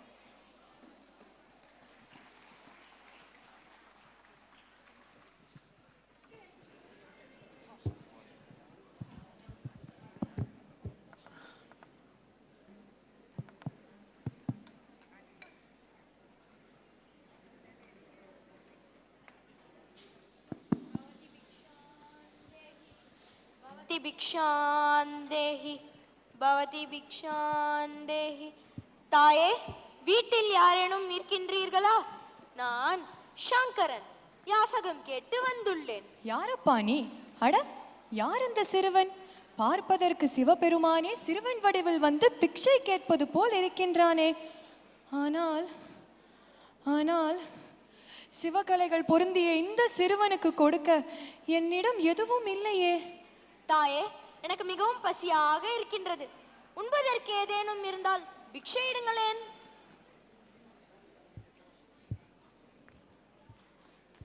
மகனே, நான் பரம ஏழை. வறுமையை தவிர வேறொன்றும் இல்லை. இதோ ஒரே ஒரு நெல்லிக்கனி, இதனை பிக்ஷையாக எடுத்துக்கொள். தாயே, நீங்கள் வறுமையில் வாடும் பொழுதும் தானம் கொடுக்கும் எண்ணம் கொண்ட உங்களிடம் செல்வம் இருந்தால் அது அனைவருக்கும் உபயோகமாக இருக்கும். இதோ நான் இப்போதே மகாலட்சுமியை அழைக்கின்றேன். லக்ஷ்மி பத்மாலயா பத்மா கமலா ஸ்ரீ ஹரிப்ரியா இந்திரா லோகமாதா மா ரமா மங்கள தேவதா.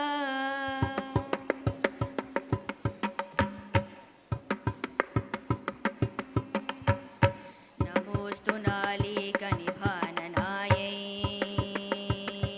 नमोस्तु दुग्धोदधि जन्मभूम्यै, नमोस्तु सोमामृतसोदरायै, नमोस्तु नारायणवल्लभायै, नमोस्तु देव्यै भृगुनन्दनायै, नमोस्तु विष्णोरुणसिस्थितायै, नमोस्तु लक्ष्म्यै कमलायै, नमोस्तु दामोदर वल्लभायै.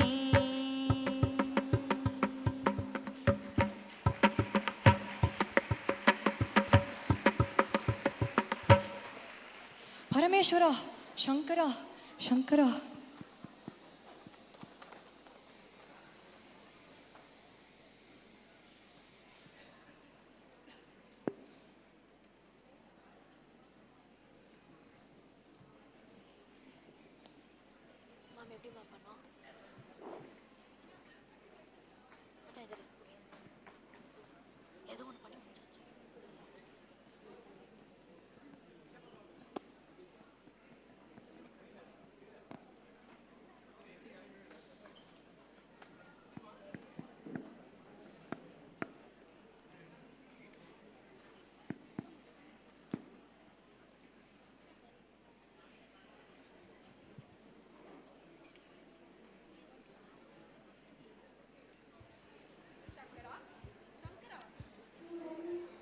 சங்கரா, சங்கரா, விரைவாக வா. நாம் பூர்ணா நதியில் ஸ்நானம் செய்ய புறப்பட வேண்டும்.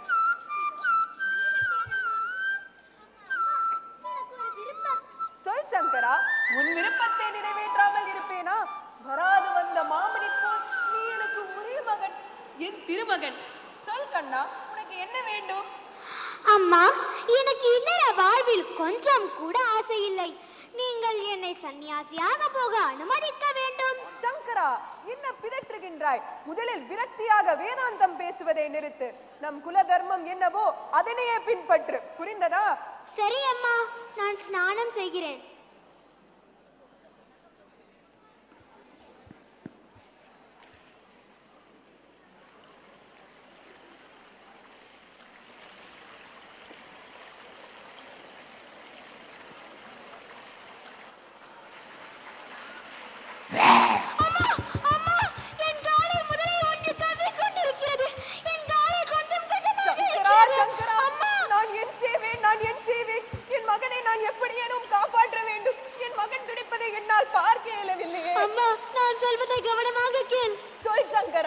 நமது சாஸ்திரங்கள் சந்நியாச ஆசிரமத்தை ஏற்றுக்கொள்பவன் புனர்ஜென்மம் எடுப்பதாக கூறுகின்றனர். ஆம் தானே? ஆம் சங்கரா, ஆம். சந்நியாசம் வாங்கி கொண்ட பின் நான் உன்னோடு நம் அகத்தில் இருக்க முடியாவிட்டாலும் எங்காவது இவ்வுடலோடு உயிர் வாழ்ந்து கொண்டிருப்பேன். ஆம் தானே? ஆம் சங்கரா, ஆம். அப்படியானால் நான் சந்நியாசம் பெற அனுமதி கொடம்மா. ஐயோ சங்கரா, என்னை உதவி இருக்கிறது. அம்மா சங்கரா, நீ சன்னியாசியாக வாழ்ந்தாலும் எங்கேயாவது சுகமாக இருந்தால் சரி, நீ துறவியாக உலவும் போது இன்றாவது ஒரு நாள் நான் உன்னை காணும் வாய்ப்பாவது கிட்டும். நீ மரணித்தால் அதுவும் நடவாதே. நான் என் செய்வேன்? உனக்கு எப்படி தோன்றுகிறதோ அப்படியே செய்து கொள். சந்நியாசம் ஏற்றுக்கொள், சந்நியாசம் ஏற்றுக்கொள், சந்நியாசம் ஏற்றுக்கொள். அம்மா. சங்கரா, வந்து விட்டாயா?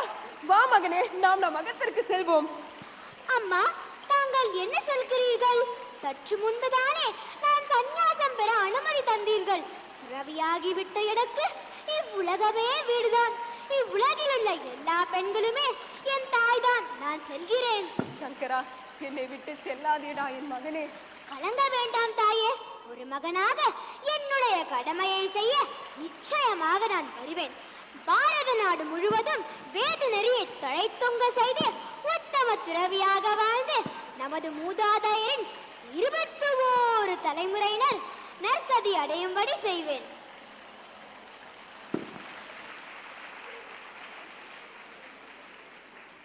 நன்றி பரமேஸ்வரா.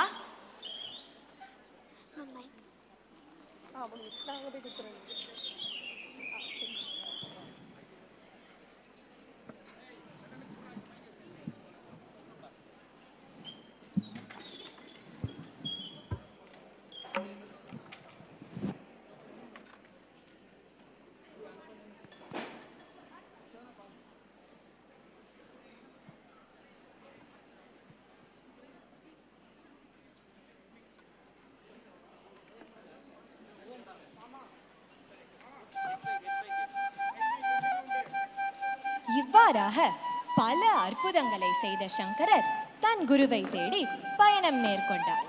யாரோ ஒரு குருவை தேடி அவர் அலையவில்லை. இன்னார் தான் ஏற்க போகும் குரு என்பதும், அவர் இன்ன பெயரோடு தான் திகழ்கிறார் என்பதும், அவர் இன்ன இடத்தில் தான் வாழ்கிறார் என்பதும் தெரிந்து அவரை நாடி அவர் வாழ்ந்த இடத்தை நோக்கி பயணமானார். அந்த குரு வேறு யாரும் அல்ல, நர்மதா நதி தீரத்தில் தவம் செய்து வந்த கோவிந்த பகவத் பாதரே அந்த குருவாவார். யார் அந்த கோவிந்த பகவத் பாதர்? தெரிந்து கொள்வோமா?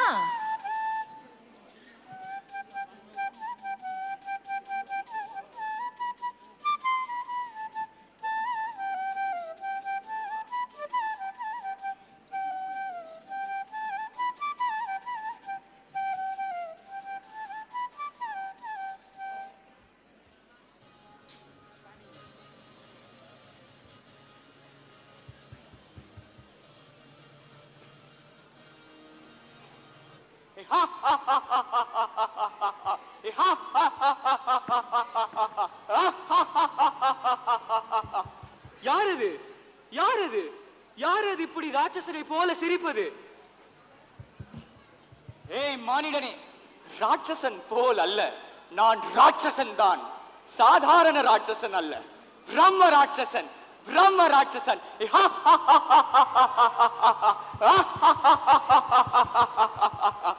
பிரம்ம ராட்சசனா? எந்த உலகத்தை சார்ந்தவன் நீ? பூலோக, புவர்லோக, சுவர்லோக, மகர்லோக, ஜனோலோக, தபோலோக, சத்தியலோக, அதலலோக, விதலலோக, சுதலலோக, தலாதலலோக, மகாதலலோக, ரசாதலலோக, பாதாளலோக என 7 உலகமும் நானே நானே நானே. 1000 தலை ஆதிசேஷன் மாணவன் ஆனேன் ஆனேன் ஆனேன். குருவின் ஆணையை மீறினேனே மீறினேனே. 9 சீடர்கள் மாண்ட பின்னே பின்னே மீண்டிருந்தேன். தானே தானே தானே மகாபாஷ்யத்தை உபதேசிக்க பெற்றேனே பெற்றேனே பெற்றேனே.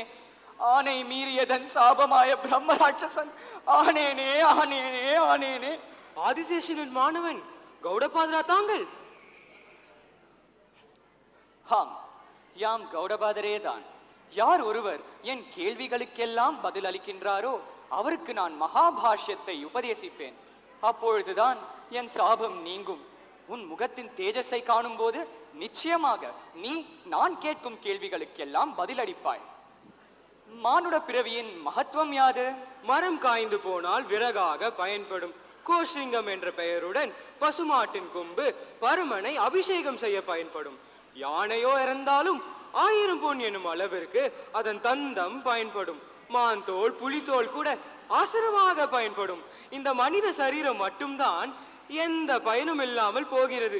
எனவே மனிதன் எப்போது தன் மனத்தை ஆத்மார்த்தமாக இறைவனிடம் ஒப்படைக்கின்றானோ அப்போதே மனித பிறவி மகத்துவம் அடையும். ஆஹா, அற்புதம்! மகாபாஷ்யம் பாடம் சொல்லி முடித்ததுமே சாப விமோக்ஷனம் பெற்ற கௌடபாத பிரம்ம ராட்சச ரூபம் நீங்கி சுய உருவம் பெற்றார்.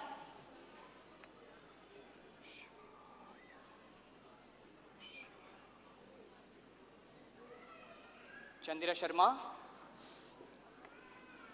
என் குருவாகிய ஆதிசேஷன் என்னிடம் உபதேசித்த மகாபாஷ்யத்தை என் மூலம் உபதேசித்த பெற்று நீ இன்று முதல் கோவிந்த பகவத் பாதர் என அழைக்கப்படுவாய். கலியுகத்தின் ஜகத்குருவாக வணங்கப் பெறும் ஒருவரை சீடனாக பெறுவாய். பாக்கியம் பெற்றேன் குருவே, மகாபாக்கியம் பெற்றேன்.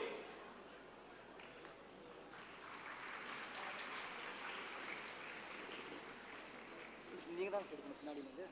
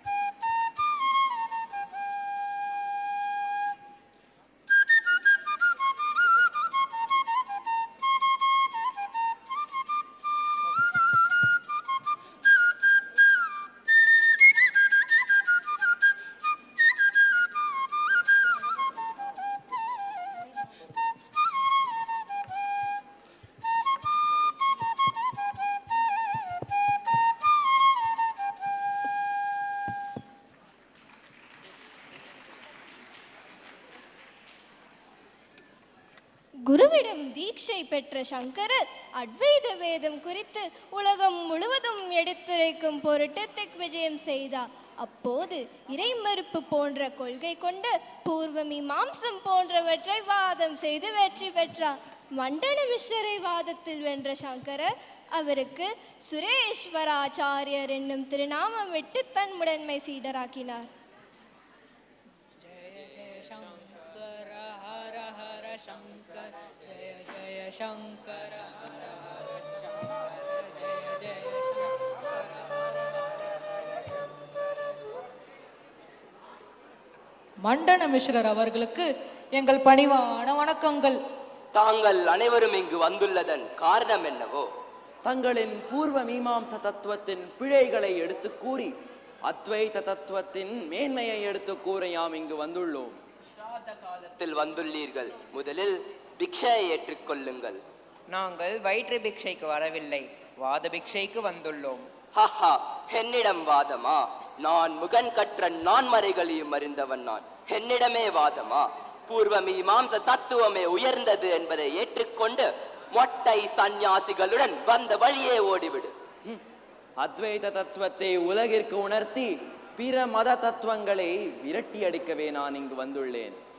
வாதம் ஒன்று வந்துவிட்டால் நடுவர் ஒருவர் வேண்டுமே.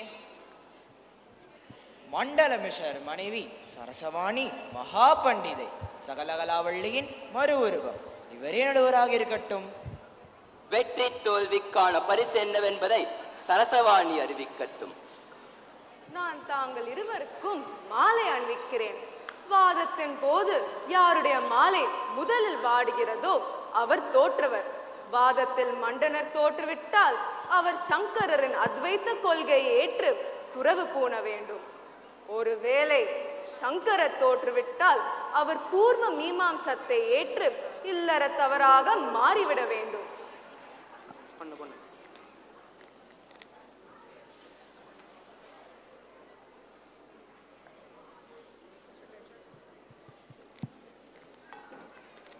வாதத்தை தொடங்கலாமா? தொடங்கட்டும் விவாதம். ஜெய ஜெய ஹர ஹர சங்கர. கர்ம காண்டமே மிக முக்கியமானது. வேத கால யாகங்கள் சடங்குகள் செய்வதன் மூலம் மனிதர்கள் தங்கள் வாழ்வில் விரும்பிய பலன்களை அடைய முடிகிறது. பலன்களின் மூலமாக மீண்டும் மீண்டும் பிறவி எடுக்கலாமே தவிர மோட்சம் என்றும் பிறவி பயனை அடைய முடியாது. மாயையை நீக்கி முக்தியை அடைவதே மனிதனின் இறுதி லட்சியமாக இருக்க வேண்டும். இந்த உலகில் யார் சுயநலக்காரர்? தனம் இருந்தும் தானம் செய்யாதவர். கண்ணிருந்தும் பார்வை இல்லாதவன் யார்? அகத்தில் இருக்கும் இறைவனை காணாதவர். இந்த உலகிலேயே மிகவும் முக்கியமான போற்றத்தக்க தீர்த்தம் எது? மனதில் உள்ள அறியாமை போன்ற மாசுகளை கழுவக்கூடியதே போற்றத்தக்க தீர்த்தம். ஜீவாத்மா வேறு பரமாத்மா வேறு அல்ல, இரண்டும் ஒன்றுதான் என்னும் அத்வைத்த தத்துவத்தை உடையவர் தாங்கள். அப்படி என்றால் கைலாயத்தில் இருக்கக்கூடிய சிவனும் மானுட உடலில் இருக்கக்கூடிய ஆத்மாவும் ஒன்றாகுமா? ஒரு நிமிடம் பத்மபாதா,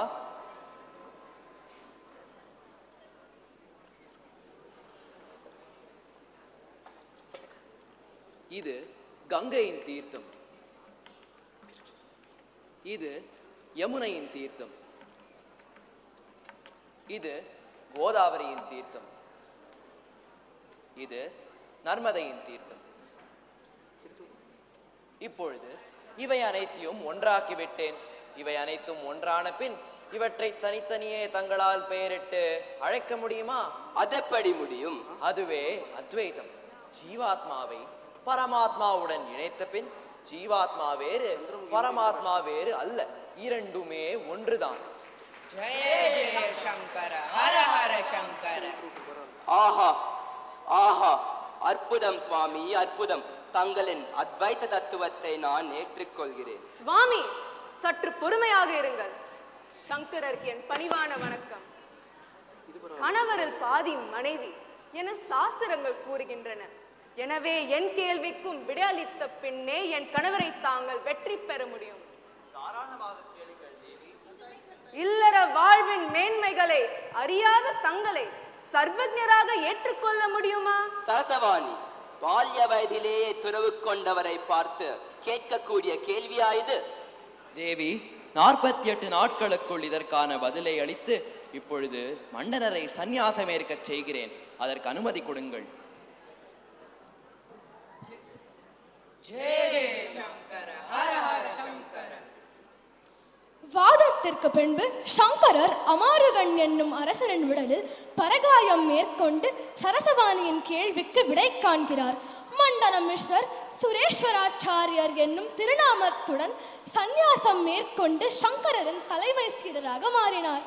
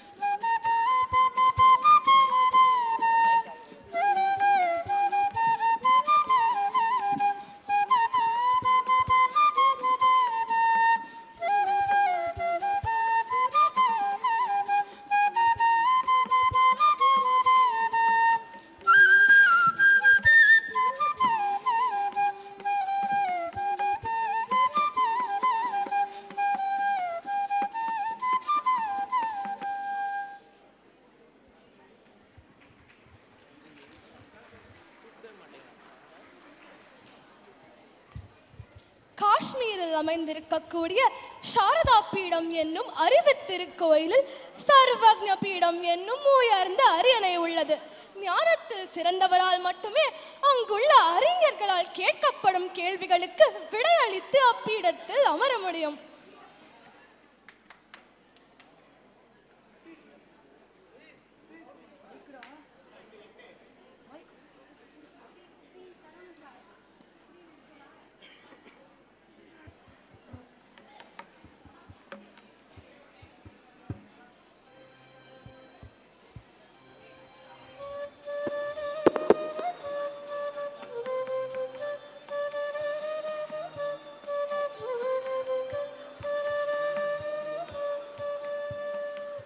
அத்வைத ஞானியாக இருக்கும் சங்கரருக்கு என் வணக்கம்.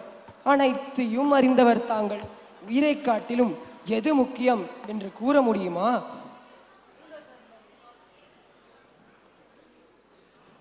குலதர்மமும் நல்லார் உறவுமே உயிரை காட்டிலும் சிறந்ததாகும். சங்கரரே, எல்லா குணங்களையும் வீணடிப்பது எது? பிறரின் மீது ஏற்படக்கூடிய பொறாமையும் பேராசையுமே எல்லா குணங்களையும் வீணடித்துவிடும்.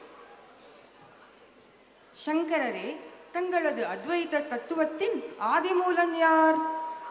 ஆதியும் மந்தமும் இல்லாதவன், வேதங்களின் நாயகன், ஈரேழு உலக இயக்கங்களின் காரணன், ஏகன், அநேகன், ருத்ரன், லோக ரக்ஷகன், சிவன், அவனே அத்வைதன், அவனே ஆதிமூலன். ஆஹா, அற்புதம் சங்கரரே, அற்புதம். மிக தெளிவான பதில், அசாத்திய விளக்கம். சங்கரரே, எனக்கோர் ஐயம். சர்வஜ்ஞ பீடத்தில் அமர்வதற்கு ஆத்ம சுத்தம் போலவே உடல் தூய்மையும் மிக அவசியம், இல்லையா? ஆம் தேவி.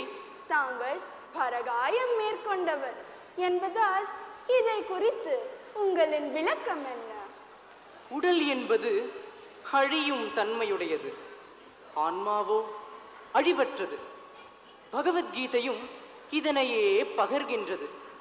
பழைய ஆடையை பழசென்றொதுக்கிவிட்டு அழகிய ஆடையை அடுத்தடுத்து அணிவது போல பழகிய உடலை விட்டு அழகிய ஆன்மாவும் அடுத்த உடலையே நாடும். அதுபோல அழியும் உடலை விட்டு அழிந்த உடலுக்குள் தானே நான் பரகாயம் மேற்கொண்டேன். ஆயினும் அது என் உடல் அல்லவே. சித்தத்தில் சிவனை வைப்பவன் நான், சிவனையே சுவாசிப்பவன். யாக்கையாலும் ஆன்மாவாலும் தூய்மையுடையவனாகின்றேன்.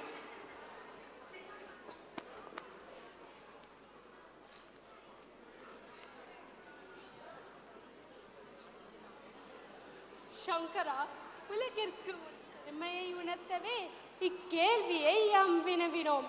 நீ சர்வஜ்ஞ பீடத்தில் அமர்வதற்கான முழு தகுதியையும் பெற்றுவிட்டாய். நீயே சர்வஜ்ஞன், நீயே அத்வைத்தத்தின் வழிகாட்டி, நீயே ஜகத்குரு. உன் மூலமாக சனாதனத்தின் வேர் இன்னும் ஆழமாக பரவட்டும், உலகம் நன்மை அடையட்டும்.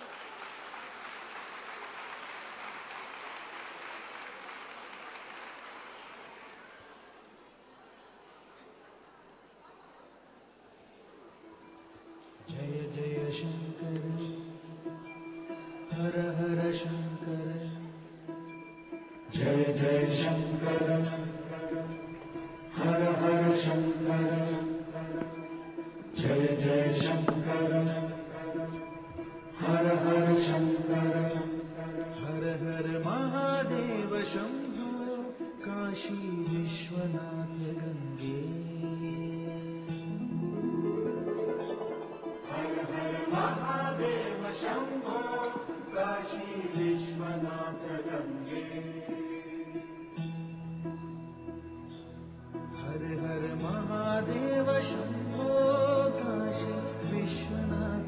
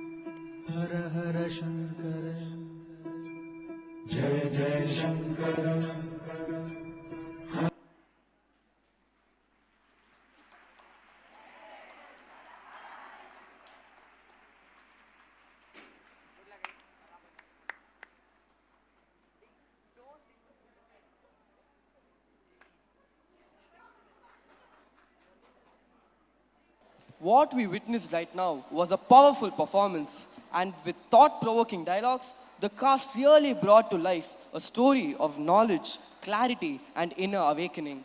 The stage is imagined to reflect the sacred time of Adi Shankarar, invoking the quiet of spiritual sanctuaries with an atmosphere that carries the strength of a path that has lived on through the ages.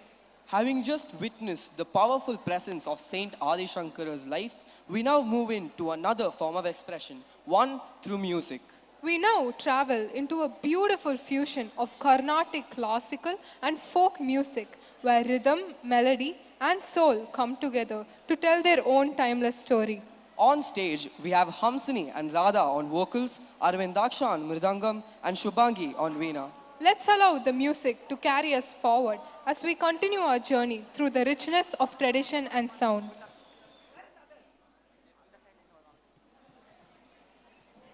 Our school's logo. Repeating the question, who designed our school's logo? Any answers?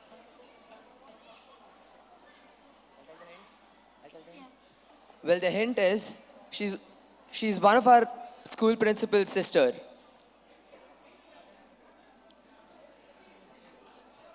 Was one of our past principal's sister.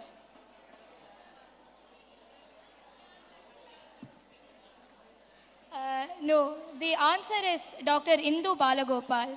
Thank you. Thank you.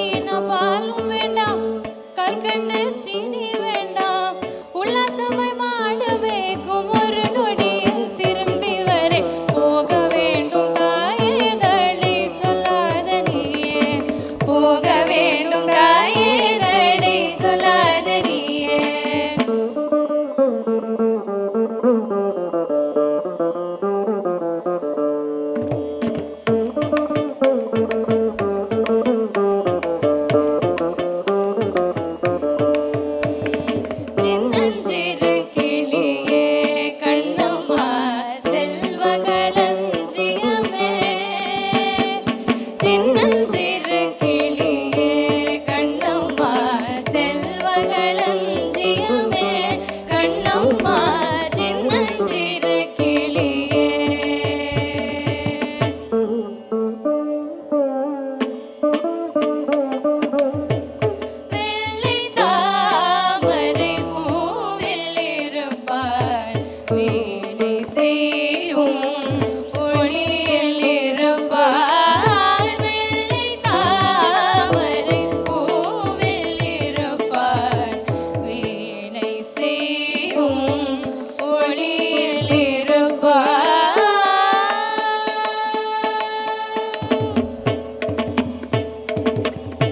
తిరు జవరాల తిత్తిత్తి తిరు జవరాల తిత్తిత్తి ఈ తరళమైన నీ తారహార మధురే తిరు జవరాల తిత్తిత్తి తిత్తిత్తి తిత్తిత్తి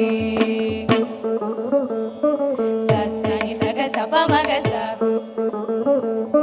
సని సగ సప మగ సగ గమ గమ పని పని రి స పని సగ మగ సని ప మగ సని సగ గ సగ మమ్మ గమ ప ప ప దందనానా హి దందనానా పురే దందనానా బడ దందనానా బడ దందనానా బడ దందనానా బ్రహ్మముకడే బర బ్రహ్మముకడే బర బ్రహ్మముకడే బర బ్రహ్మముకడే కందువకు హీనాది మూలిందులేవు అందరికి శ్రీహరే అంతరాత్మ ఇందులో జంతు కులము ఇంత ఒకడే అందరికి శ్రీహరే అంతరాత్మ హరే అంతరాత్మ శ్రీహరే అంతరాత్మ దందనానా హి దందనానా పురే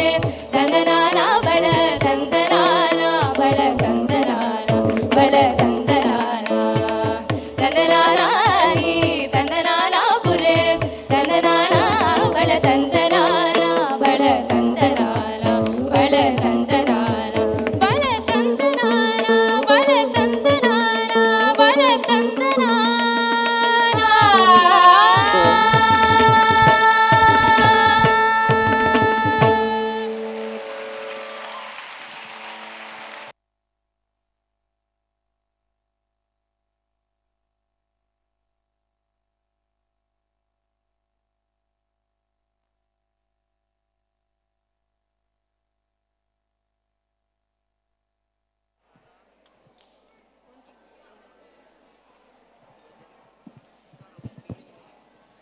What a fascinating performance that was. Rich, soulful, vibrant, and brimming with the timeless grace of our folk and Carnatic heritage.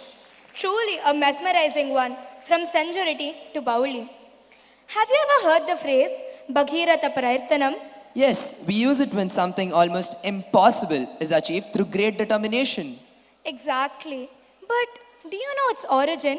It comes from the king Bhagirath, who sought to bring the holy Ganga from the heavens to earth to liberate his cursed ancestors. And for that, he performed severe tapasya for years. Yet, Bhagiratha's resolve never weakened. Finally, Ganga appeared and agreed to descend. But she warned her force would destroy the earth, and only Lord Shiva could hold her in his jata. So Bhagiratha turned to Shiva through steadfast devotion. He pleased Mahadeva. Jatadharaya, Gangadharaya, Bhagirata Varapradhaya cha. And Shiva, the bearer of the matted locks, who granted Bhagiratha his boon, caught Ganga in his divine hair and released her gently to earth, which is why Ganga is referred to as Shankara Mauli Viharini Vimale, the pure one who dwells in Shankara's crown of matted locks. Thus, the sacred water flowed, blessing the land and granting moksha to his ancestors. And from that day, whenever someone accomplishes the impossible, we call it a Bhagiratha Prayatanam. Where Shraddha and Shakti come together, even the impossible becomes possible. Presenting Bhagiratha Prayatanam.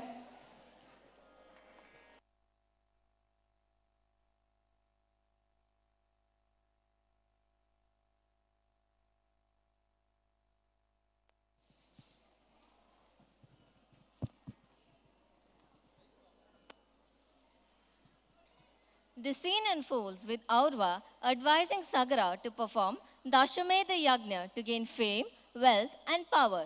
Indra, upon witnessing this, is deeply unsettled and decides to steal the sacrificial horse by disguising himself as a demoness. Amshuman, Sagara's grandson, hurriedly informs him about the missing horse. Sagara orders his sons to search far and wide for the missing horse. They dig and create chaos while looking for the missing horse.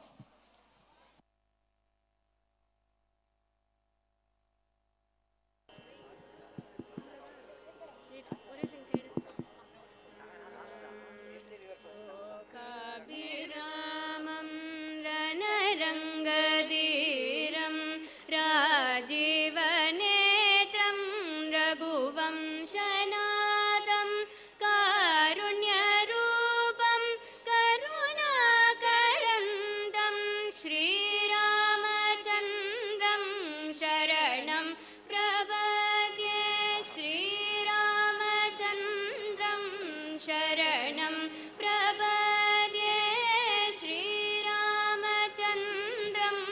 शरणं प्रपद्ये विजेतां रघुवंशतिलकः विजेतां शूरः महात्मा धर्मज्ञः साम्राट् सागरः विजेतां का वार्ता महाज्ञानी मुनिश्रेष्ठः कुलगुरुः और्वः भवन्तं द्रष्टुम् आगच्छति। सादरं प्रवेशय शीघ्रम्।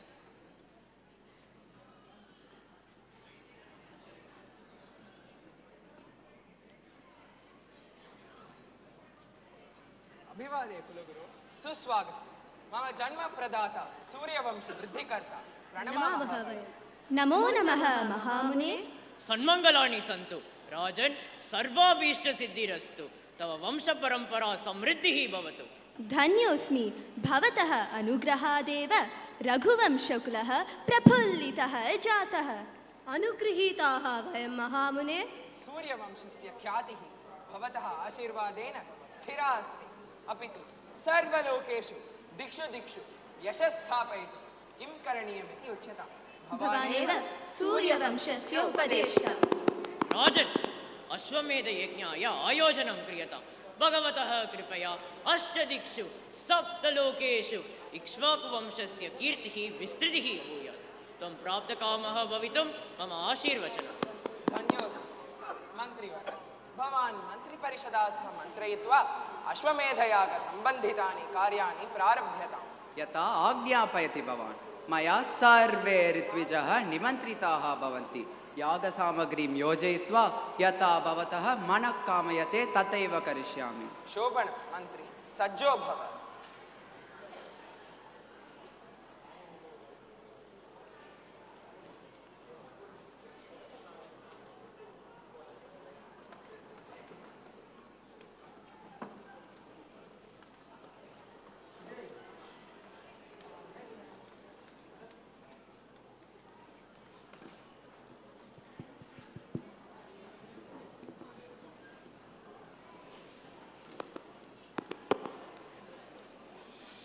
योपां पुष्पं वेद पुष्पवान् प्रजावान् पशुमान् भवति।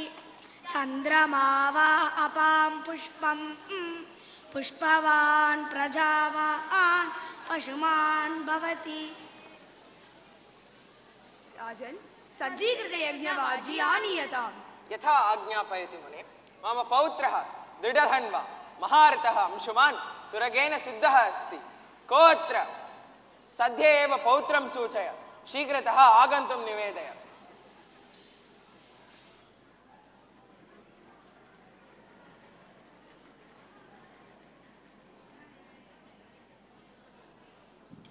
हाँ? सगरः अश्वमेधयज्ञं कुर्वन् अस्ति वा? यदि यज्ञः समाप्तः भवति तर्हि सः साम्राट् सगरः भूलोके भुवर्लोके स्वर्गलोके च प्रभुत्वं प्राप्नोति। इन्द्रपदवी अपि तद्वशगः अकस्मात् भवेत्। अतः यथा कथमपि यज्ञं निरोद्धुं प्रयत्नं करिष्यामि।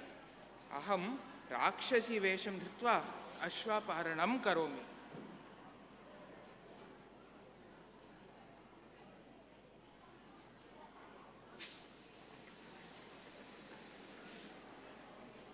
तात, अश्वः अन्तर्हितः। कथं? किं किं सम्भवति अत्र? कथमिदं साध्यं? कोऽयं दुष्टः दुराचारः निर्घृणः यः ककुत्स्थवंशस्य अश्वम् अपहृतं? निर्दयं सः हन्तव्यः एव। लोकप्रतिते इक्ष्वाकुकुले कलङ्कः सञ्जातः। कथमिदं मार्जयितुं शक्नोमि? अद्य कथम् अश्वमेधयज्ञपूर्तिः भविष्यति? धैर्यं धारय, निराशा मा भव। भवितव्यानां द्वाराणि भवन्ति सर्वत्र। एतत् छिद्रं सर्वेषाम् अशिवाय एव। तथा एव क्रियतां येन यज्ञदोषः उपशाम्यति। शीघ्रमेव अश्वान्वेषणं कुर्वन्तु। यदा ज्ञापयति महामुने, यत्र कुत्रापि सः दुरात्मा साश्वः अन्तर्हितः अवश्यं भवत्येव। सर्वां पृथिवीम् अन्वेषयामः वयम्। सिद्धिरस्तु। को अत्र? शीघ्रं मम पुत्रान् आह्वयतु।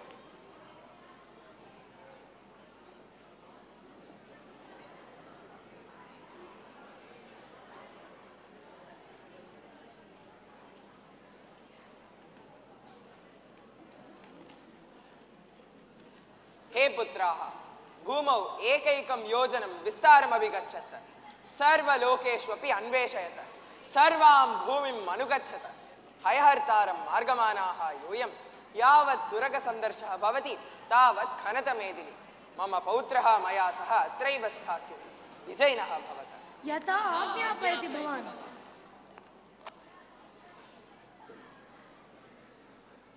शीघ्रम् अन्वेषय। तत्र गच्छति एकः क्रूरः नरप्राणी, तं गृहाण। हे धूर्त, अश्वः कुत्र अस्ति? वद शीघ्रं। न अहं न जानामि। यूयं केस्त? गच्छ इतः। त्वमेव हयहर्ता किं? सत्यं वद। वदामि, परन्तु मया किमपि न दृष्टम्। हा, मया अवज्ञातं कः धूर्त इति। काचित् नारी तत्र गच्छति। हे नारी, आगच्छ अत्र। रघुवंशस्य अश्वं किमर्थम् अपहृतवती? दर्शय तम् अश्वम्। किम्? अश्वः? अस्वस्थाहं, चलितुम् अपि असमर्था। दयस्व माम्। अत्र वैद्यशाला अस्ति वा? त्वम् अस्वस्था? असम्भवं। त्वं व्याधिना पीडिता? न त्वया एव व्याधिः पीडितः। गच्छ इतः।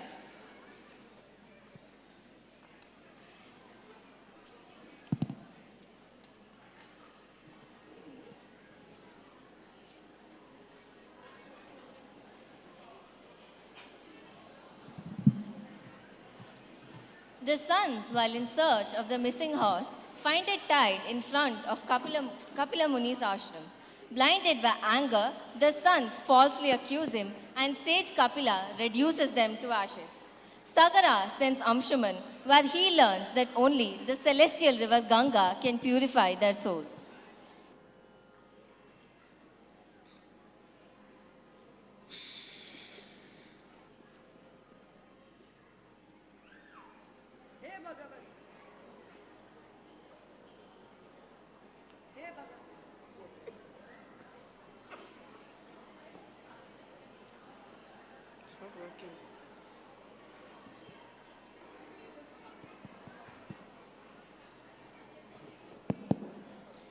हे भगवन्, सर्व पृथिवी सगरात्मजैः कन्यते, जलचारिणः च बहवः वध्यन्ते।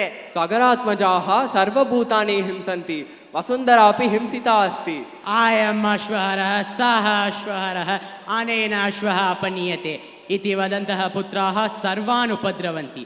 हे ब्रह्मन्, सर्वान् रक्ष, अस्मात् घोरापतितात् त्राहि। भवानेव अस्मिन् भीषणसमये शरणम्। चिन्ता मास्तु, इयं कृत्स्ना वसुधा भगवतः वासुदेवस्य अधीनम्। इयं भूमिः माधवस्य वामाङ्गी। लोकप्रभुः सर्वस्वामी श्री वासुदेवः कपिलमुनेः रूपं धारयित्वा तस्य कोपाग्निना अचिरादेव नृपात्मजान् दक्ष्यन्ति। अनुगृहीताः वयम्, इयं वाणी अस्माकं धैर्यम् आशां च वर्धयति। सन्तुष्टाः वयं। नमो नमः। सागरस्य च पुत्राणां प्रादुरासीन् महास्वनः पृथिव्यां भिद्यमानायां निर्गातसमनीस्वनः। ते तु सर्वे महात्मानो भूमिवेगाः महाबलाः। ददृशु कपिलं तत्र वासुदेवं सनातनं। वासुदेवं सनातनम्। सर्वां पृथ्वीं भित्त्वापि कुत्रापि सः अश्वहर्ता न दृष्टः। मेदिन्याः प्रत्येकं योजनं भिन्नं, किन्तु सर्वं व्यर्थमेव। अस्माकं तीव्रयत्नेन सर्वा मही कम्पते। असुरसत्त्वराक्षसनागाः सर्वे दुर्दर्शेन नदन्ते शूलैः हलैः कनन्ति वसुमति विलापं कुर्वत्यस्ति परन्तु सफलत्वं न दृष्टम् इदानीं रसातलं प्रति गत्वा विजयिनः भविष्यामः भ्रातरः रसातलं प्रवेष्टुं यत्नानि दृढमनसा करणीयानि तत्र पश्यत अश्वः तत्र अस्ति अहो भाग्यं वयं सफलतां प्राप्नुमः हयहर्तापि अत्र तपः कुर्वन् अस्ति दुराचार तस्कर हे अधम किमर्थम् अश्वापहरणम् अकरोत् किं जानासि त्वम् अयम् अश्वः रघुवंशस्य वयम् अत्र कठिनयत्नेन अयं नेतुम् आगतवन्तः दुराचार अश्वं प्रत्यर्पय मम तपश्चर्यः भग्नः युष्माभिः महत्पापं कृतवन्तः यूयम् अतः अहं युष्मान् भस्मसात् करोमि हुं हुं भस्मीभवत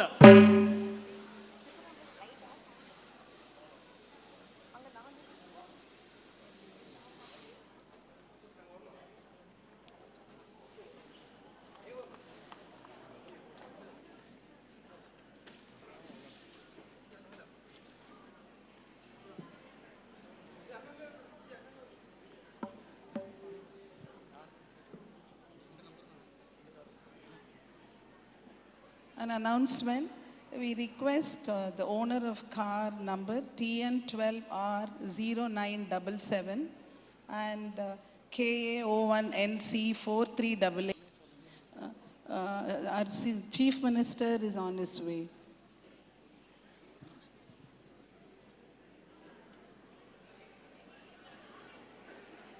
हे भगवन् मम मनः दुःखम् अनुभवति पितृव्याः हे भगवन् मम मनः दुःखम् अनुभवति पितृव्याः न समागताः मम पितामहः अनागतान् पुत्रान् स्मृत्वा अतीव दुःखितः अहं तस्य आज्ञया तेषाम् अन्वेषणार्थं गच्छामि अहं नूनं सफलत्वं प्राप्नोमि कार्यसिद्धिये अहं प्रार्थये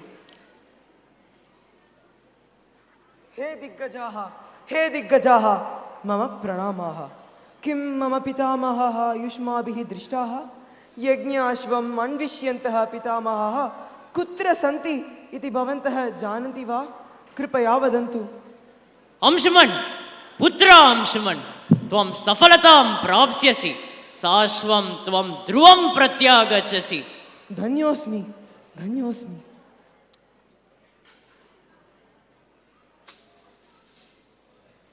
किमिदम् अश्वः तत्र शान्तः तिष्ठति प्रदेशः शून्यः अस्ति मम मनः स्फुरति च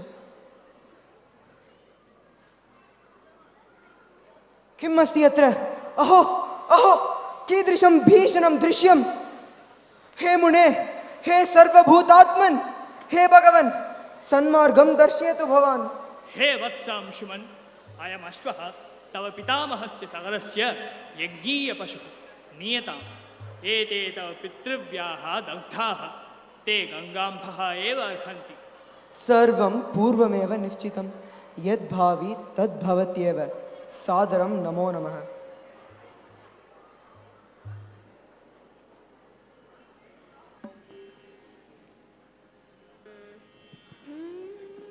कथं गङ्गावतरणं कथं तेषां जलक्रिया तारयेयं कथं चैतानीति चिन्तापरो भवत्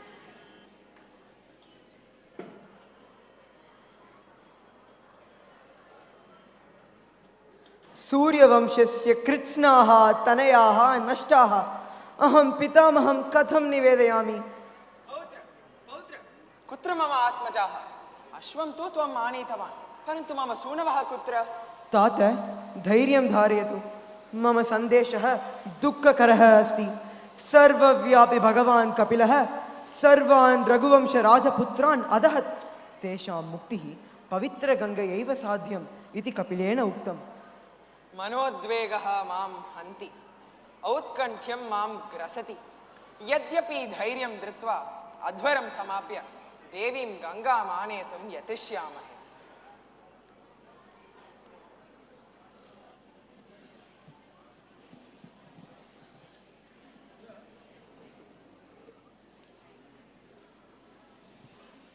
This scene depicts Bhagirath performing penance to appease Lord Brahma. Lord Brahma appears and instructs Bhagirath to propitiate Shiva, as only he can control Ganga's force on the earth. Bhagirath again performs penance to Lord Shiva. Lord Shiva, pleased with Bhagirath's perseverance, agrees to release Ganga through his hair. Ganga finally descends on the earth, and Bhagirath and Sagara's sons attain moksha. Bhagirath's perseverance and dedication makes even the most impossible task seem possible, and that is why Ganga is also known as Bhagirathi.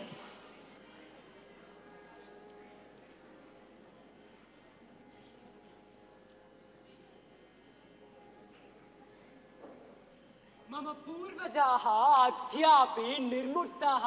मम पिता महातेजा दिलीपः, पितामहः सुमहायशः अंशुमान्, प्रपितामहः सदरः, सर्वे दण्डावतरण विषये सिद्धिः न प्राप्ताः। अहं तीव्रप्रयासेन दण्डान् स्वर्गातानीय 60,000 पुत्रान् मोचयामि। सर्वाणि राज्यकार्याणि मन्त्रिणः हस्ते निक्षिप्य यावत् कार्यं सफलं भवति तावत् गोकर्णप्रदेशे तपसि रतः भवामि। ऊर्ध्वबाहु पञ्चतपा मासाहारो जितेन्द्रियः तस्य वर्षसहस्राणि घोरे तपसि तिष्ठतः। ॐ ब्रह्मणे नमः। ॐ ब्रह्मणे नमः। ॐ ब्रह्मणे नमः। ॐ ब्रह्मणे नमः। धर्मात्मा सुतप्त तपसा प्रीतोऽहं वरं वरय। धन्योऽस्मि भगवन्। यदि मे तपसा प्रीतः तर्हि भगवन् सर्वे सजरात्मजाः दण्डोदकं प्राप्नुयुः। दण्डाजलेन ते सर्वे मुक्ताः भवेयुः। महानेशः मनोरथः भगीरथ एवं भवतु, भद्रं ते भवतु।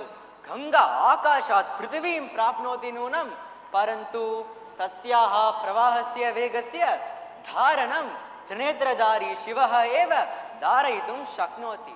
अतः त्वं महेश्वरं प्रार्थय, शुभं भूयात्। ॐ नमः शिवाय। ॐ नमः शिवाय। ॐ नमः शिवाय। भगीरथ नरश्रेष्ठ प्रीतोऽहम्। अहं शैलराजसूतां गंगां शिरसि धारयिष्यामि। गंगे आगच्छ।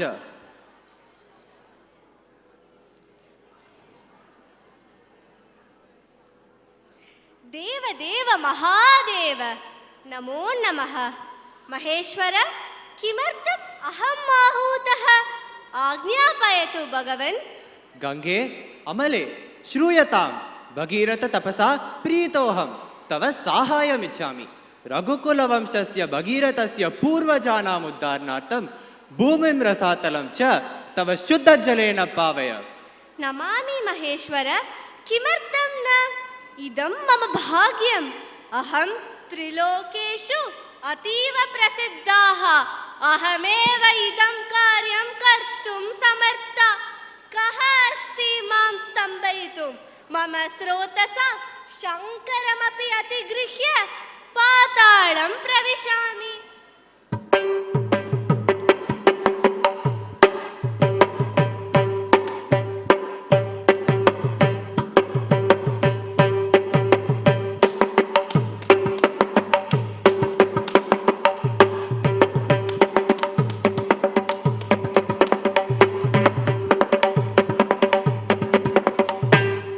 भवत्याः दर्पः गर्वञ्च तव विनाशस्य कारणं भविष्यति। विनाशकाले विपरीतबुद्धि एव। अतः तव गर्वभङ्गाय अहं त्वां जटायां बध्नामि। बद्धो भव।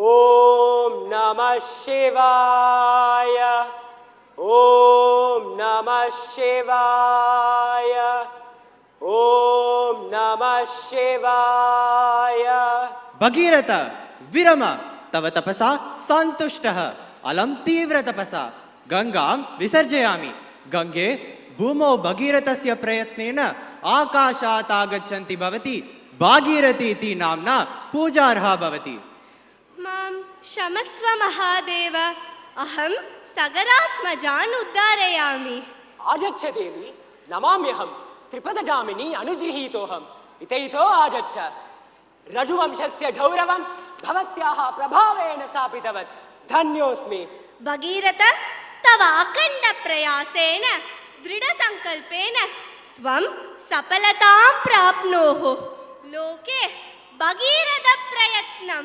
सर्वेषां जनानां धार्मिकलक्ष्ये आदर्शमार्गं भवतु यत्र धर्मः तत्र जयः यत्र प्रयत्नं तत्र सफलत्वम् भगवती तव तीरे नीरमात्रशनोऽहं विजयविषय तृष्णा कृष्णमाराधयामि सकलकलुषभङ्गे स्वर्गसोपानसङ्गे तरलतरतरङ्गे देवी गङ्गे प्रसीद प्रसीद नमामि गङ्गे नमामि गङ्गे नमामि गङ्गे नमामि गङ्गे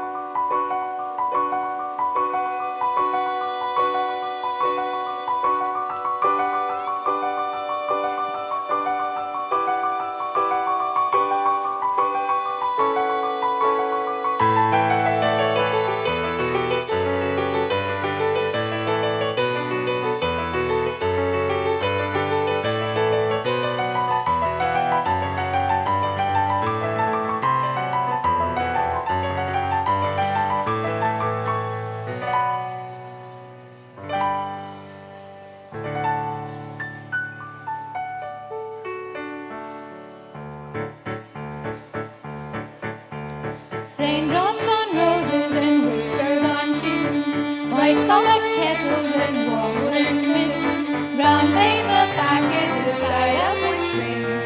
These are a few of my favorite things. Girls in white dresses with blue satin sashes, snowflakes that stay on my nose and eyelashes, silver white winters that melt in the springs. These are a few of my favorite things. When the dog bites, when the bee stings, when I'm feeling sad, I simply remember my favorite things, and then I don't feel so bad.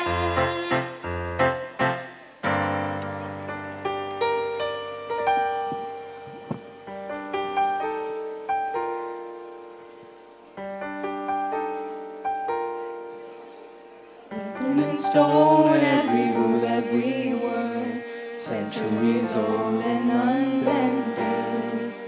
Stay in your place, better seen and not heard. But now that story's ending. 'Cause I cannot start to crumble.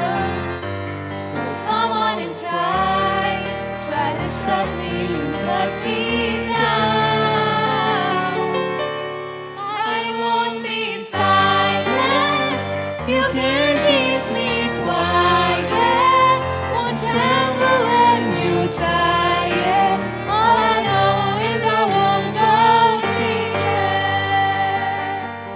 'Cause I breathe when they try to suffocate me. Don't you underestimate me. 'Cause I know that I won't go speechless, speechless.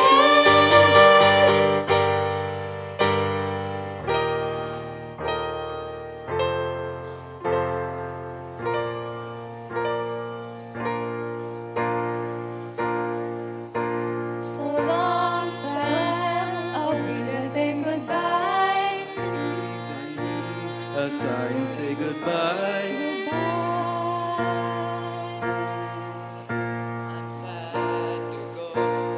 I cannot tell a lie. So long, farewell, are we to say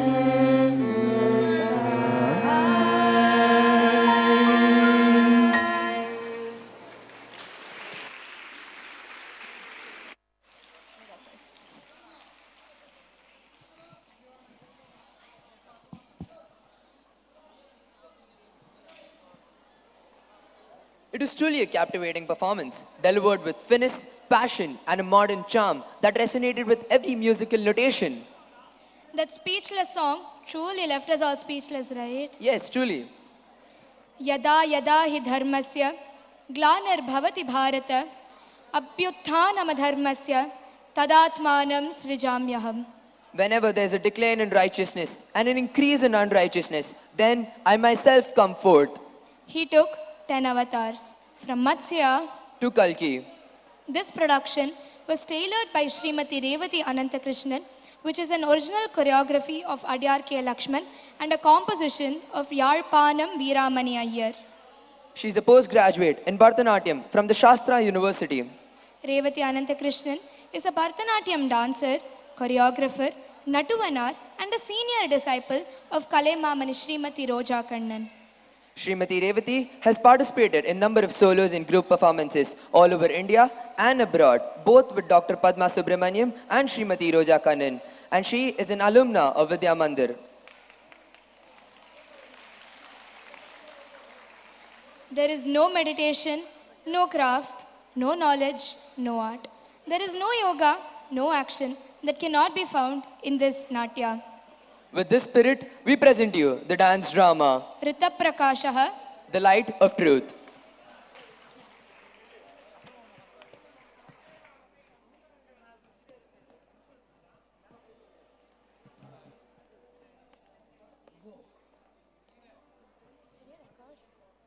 I messed up, so we request the audience to remain silent. It's okay.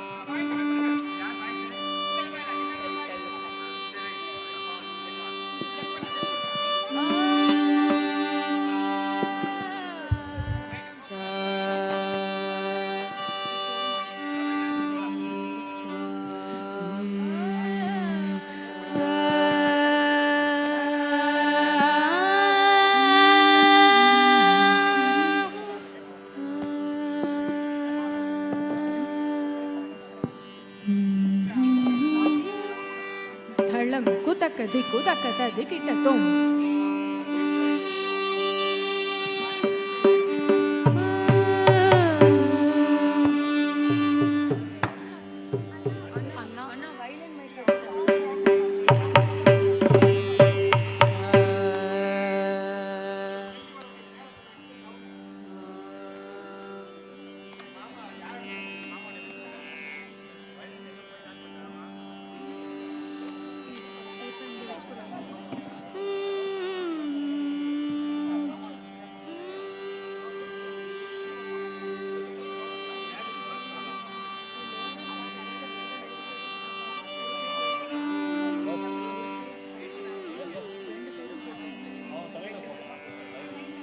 Presenting the next question for the evening. Which club is celebrating the 60th year alongside VM70? I repeat the question. Which club of VM is celebrating its 60th year alongside VM70?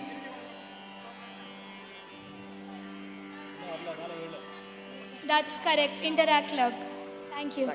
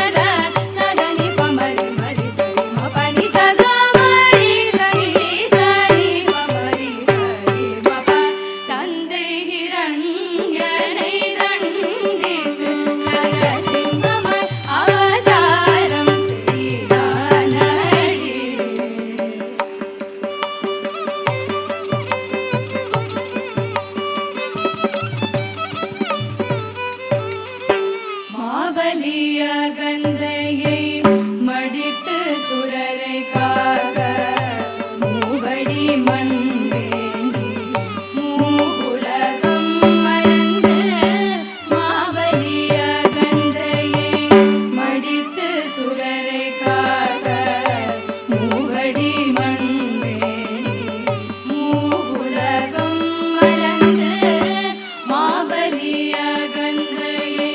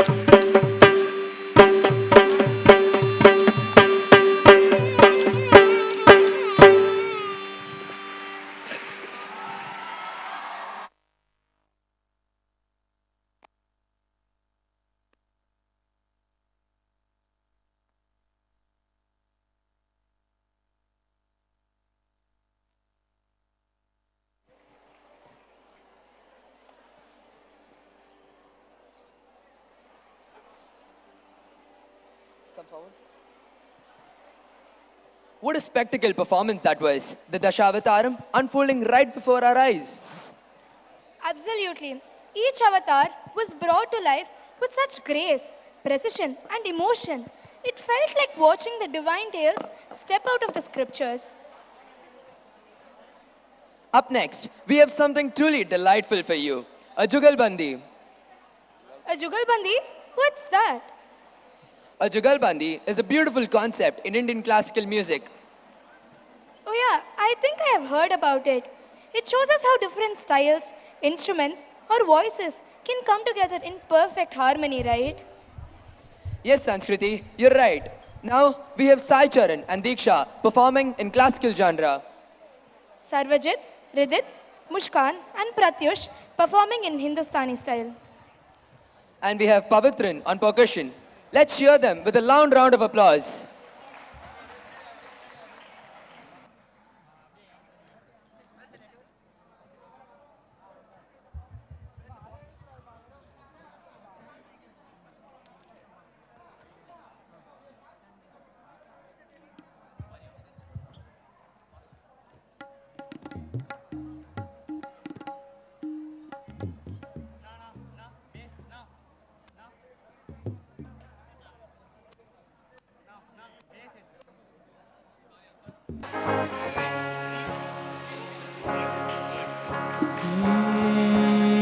इश्क की धूम रोज जलाए उठता धुआं तो कैसे छुपाए हो अखिया कर जी हजूरी मांगे है तेरी मंजूरी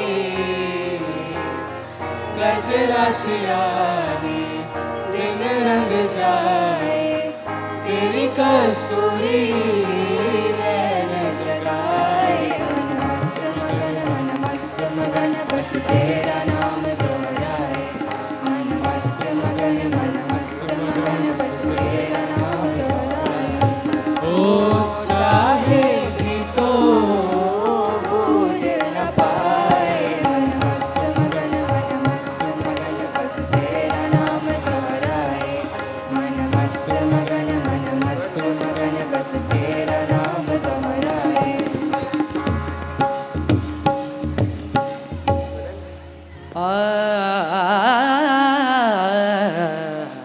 मैं वरे वरे जाऊंगी प्रियतम प्यार मैं वरे वरे जाऊंगी प्रियतम प्यार कब आओगे मोरे मंदिर में कब आओगे मोरे मंदिर में मैं वरे वरे जाऊंगी प्रियतम प्यार फूलवन से सवालूंगी वारिन रान पिया जब मोरे घर आगे घर डालूंगी मोतियन के हर मगर डालूंगी मोतियन के हर मैं वरे वरे जाऊंगी प्रियतम प्यार मैं वरे वरे गामा पामा गरे गामा धनी सनी दमा धनी रे गा गा गरे सनी द पामा गरे सा रे गामा पामा गरे गामा धनी सनी दम धनी रे गा गा गरे सनी द पामा गरे सा मैं वरे वरे जाऊंगी प्रियतम प्यार मैं वरे वरे जाऊंगी प्रियतम प्यारे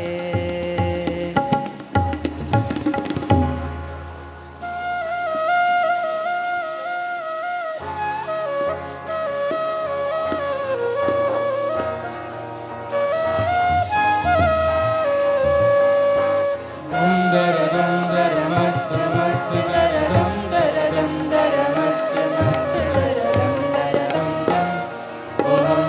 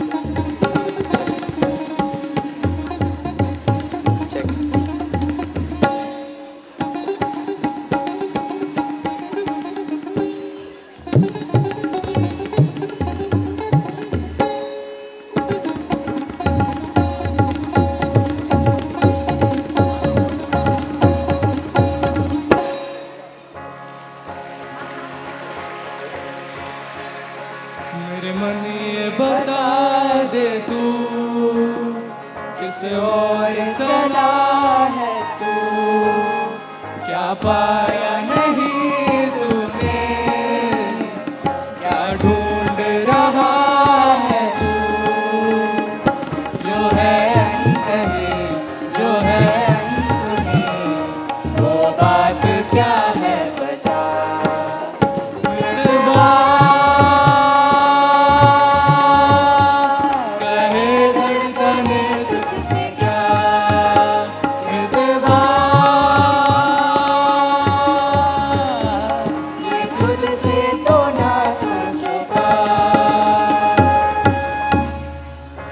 Dim ta dim ta dim ta dim ta tom ta na de ta tom ta na de ta tom ta na de na tom.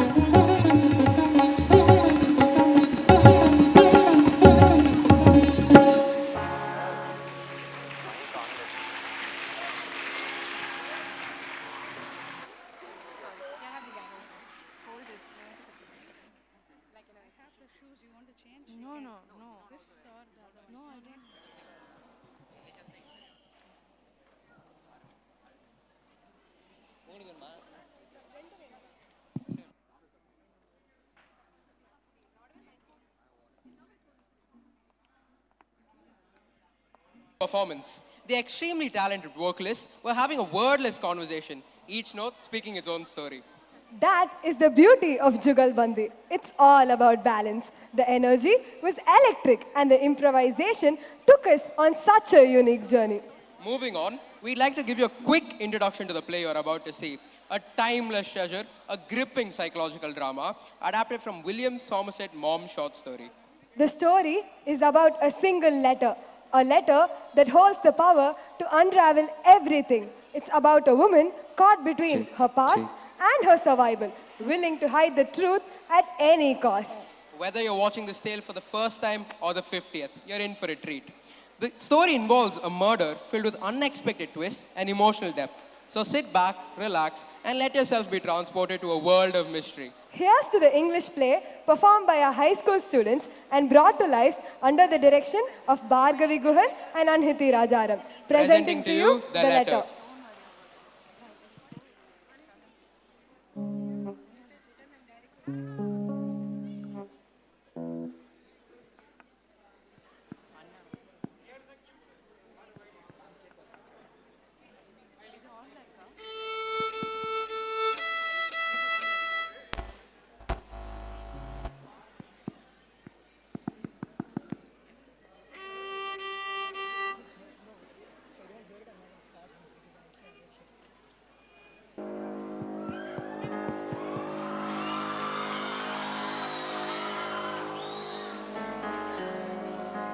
These years, please, you can't do such simple fool of a man.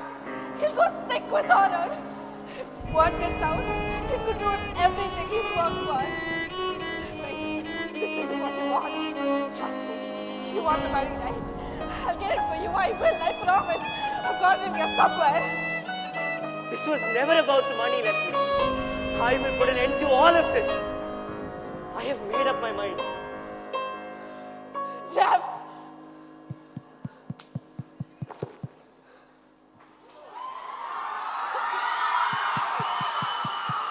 You left me no choice.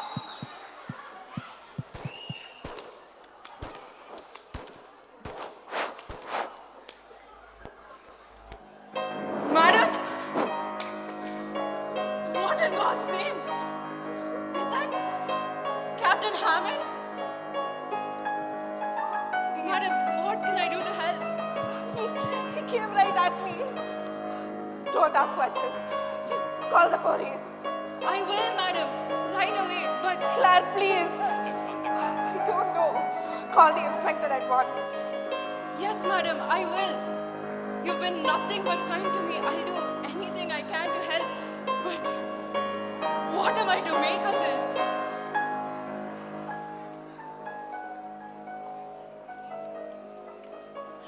Oh Lord, save us all! The man is dead!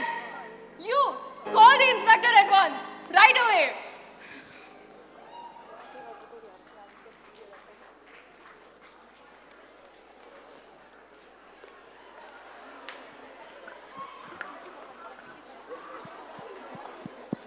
Hey Krishna, what? Pura. Miss, the curtain closed on the left of me. No, miss, the...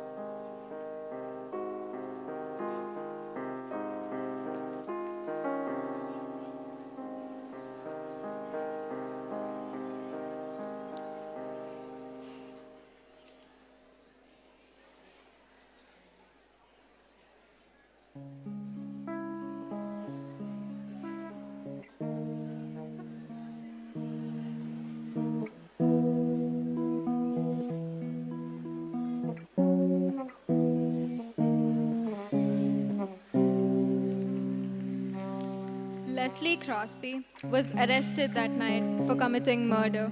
The motive remained unclear until she spoke to her family's lawyer, Helene Joyce. Leslie swore she'd acted in self-defense and that she'd been brutally attacked by the captain, Hammond. No one had reason to doubt her. She wasn't the kind of woman who would kill. But then a letter surfaced, one written by Leslie herself, addressed to the very man she had just shot. Its contents gave no explanation, but for Joyce, it changed everything. The captain appears to have caught wind. The following are the coordinates. Mrs. Crosby couldn't have. That's impossible. Her assistant left the letter on her table. Joyce was severely shocked by what was written in it. Reeling from what she'd learned, Joyce made a decision. She would hear the truth for herself. She was determined to get to the bottom of that tangled lie.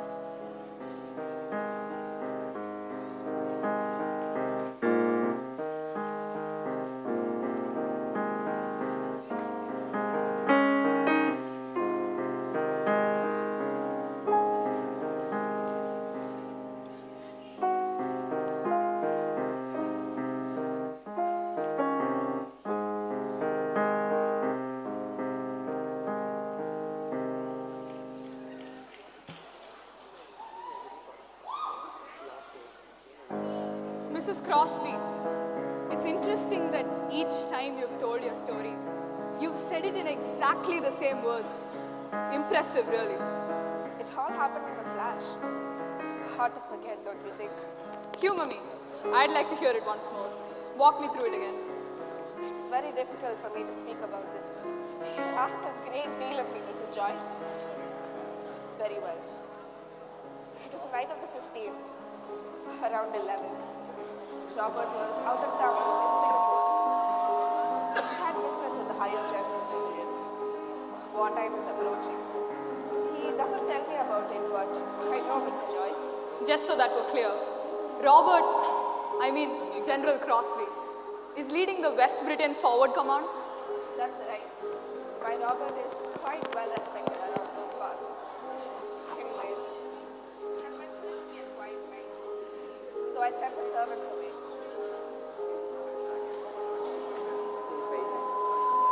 Mrs. Crosby.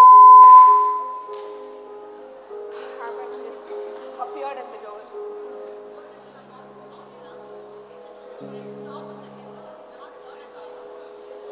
Ma'am.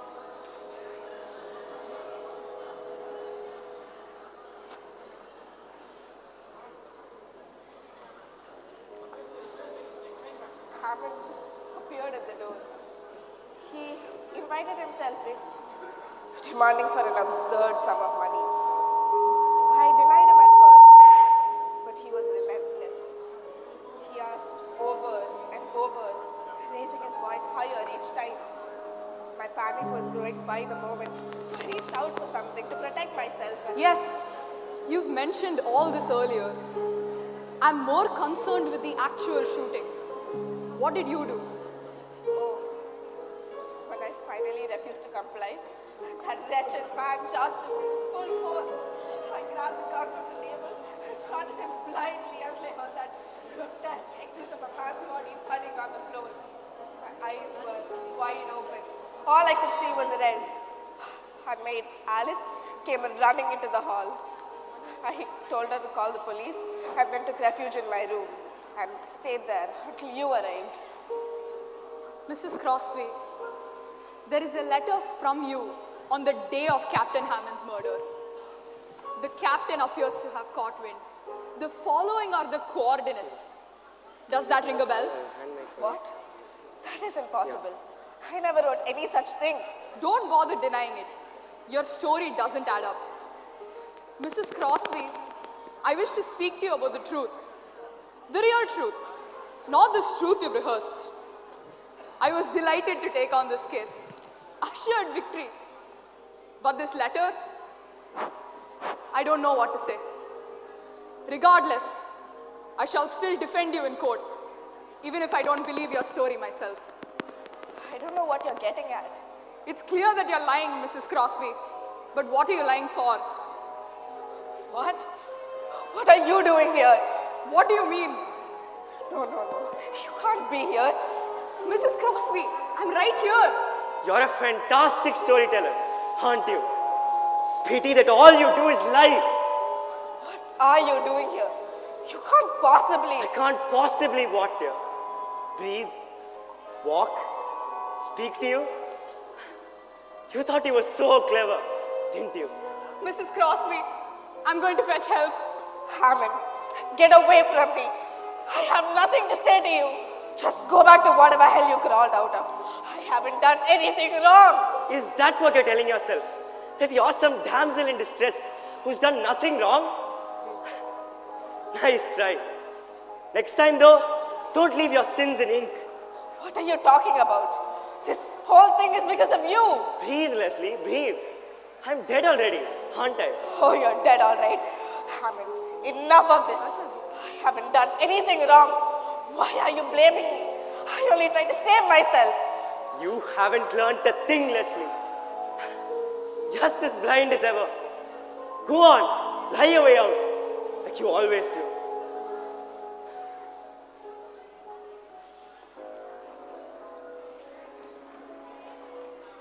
I hope that was the end of your little episode. Are you pretending to be crazy? It won't change what you've done. Mrs. Joyce, you won't believe me, but I know. Oh, forget it. I need something else. Will you help me? Help you? That's an odd way to put it. I am your lawyer.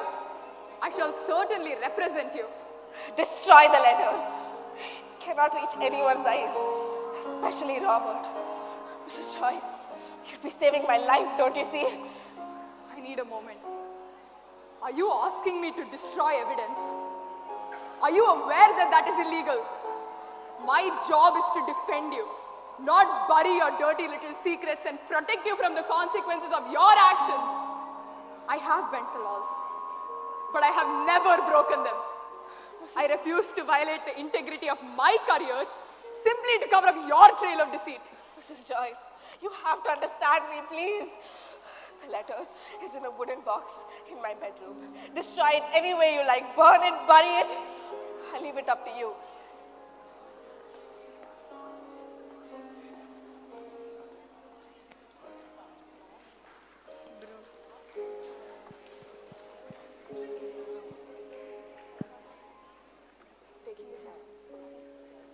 Joyce decided to comply with Leslie's request.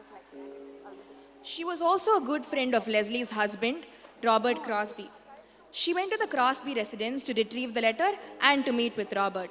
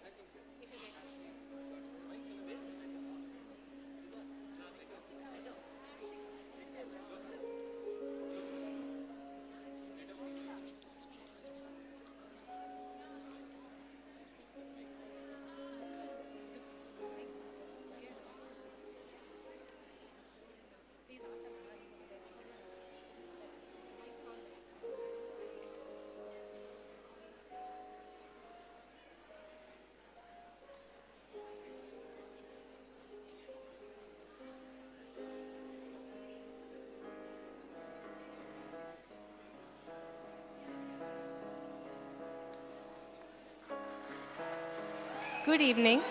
You are? Helen Joyce. May I take your hat and coat?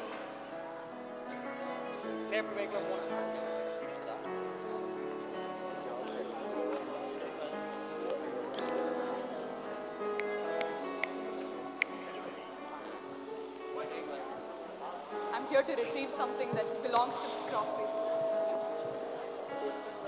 I see. My name is Mary Dodd. I'm the head housekeeper at the Crosby's residence. So, you say you're here to retrieve something? That can't be right. Is it something urgent? Mrs. Dodd, listen carefully. In Mrs. Crosby's bedroom, there is a wooden box. It was a gift. Yes, it was a gift. We need it urgently for the trial. Well, if you say so, I shall certainly look for it. Well, Robert, how have you been holding up? The trial must be hard on you. You know how it is, Helene. These things must be commonplace for you, but I just don't know how I can help my Leslie. Don't worry so much. She's told me some interesting things, but I think I've figured out how I can help her. Oh, that's truly the biggest relief. My Leslie has done nothing wrong. I don't see why they keep her in that nasty jail. You have to get her out soon. She's had a tough life, and she could never tell me a thing about her childhood because it was so painful. I'd do anything to keep her safe. Anything. Nobody doubts your wife, Robert. But she will be in real trouble if this case isn't handled well. Murder is no light accusation. What? My Leslie has done nothing wrong. Are you telling me she was wrong in defending herself? Is there a crime? She is the most level-headed woman I know. She would never hurt a fly. I'm not quite sure that my experience with Mrs. Crosby would match that. You're thinking before you've heard the facts, Robert. I don't need facts to know what I saw in her eyes. Well, anyway, what's in this box? You came all the way here and yet never once mentioned what you needed. I fear that's between me and Leslie. I'd be violating a number of laws if I told you anything. If you say so. I know nothing about the law, but I trust you on this. I am surprised, Mrs. Joyce. I found the box. Here you are. Thank you, Mrs. Dodd. In times of warfare, Mrs. Joyce, you can never trust anyone. Good day, Robert.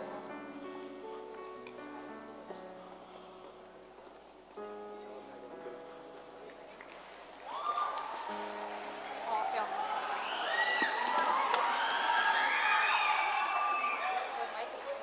Where's the letter?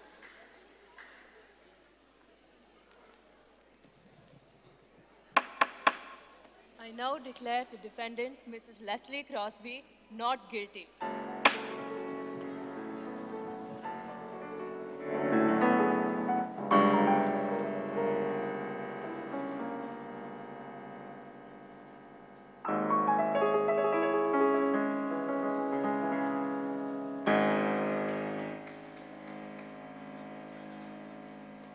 Good evening, Leslie.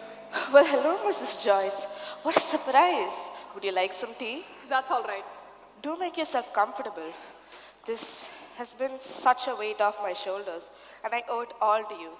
It's been wonderful to be back home with Robert. That's enough now. May I speak? Please.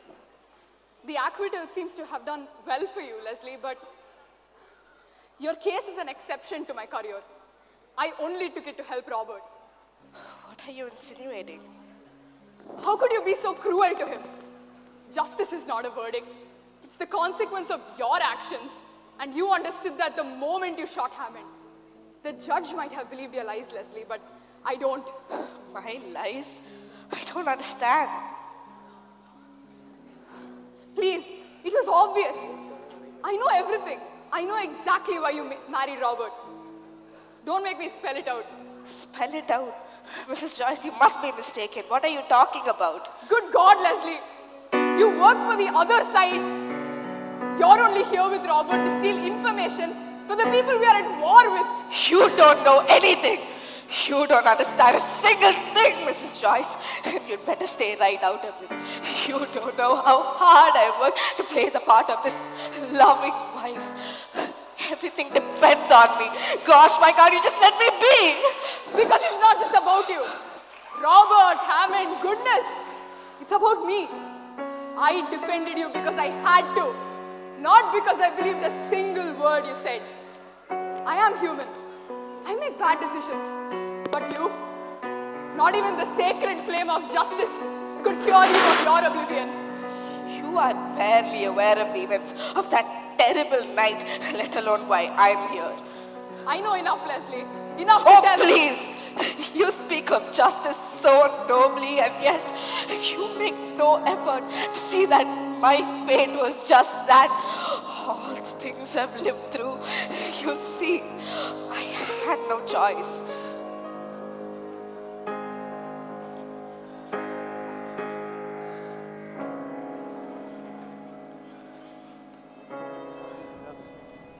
Good evening, Leslie. Is my money ready? And why would it be? You know perfectly well why. Did you forget about your letter? What are you talking about? What letter? Let's not play dumb. The one you sent to the enemy base? A map and instructions in your handwriting? And funnily enough, you circled every camp our soldiers are stationed in. What a little patriot you are. Now, don't pin your suspicions on me. I'm not who you say I am just because you found one letter. I've done my homework, Leslie.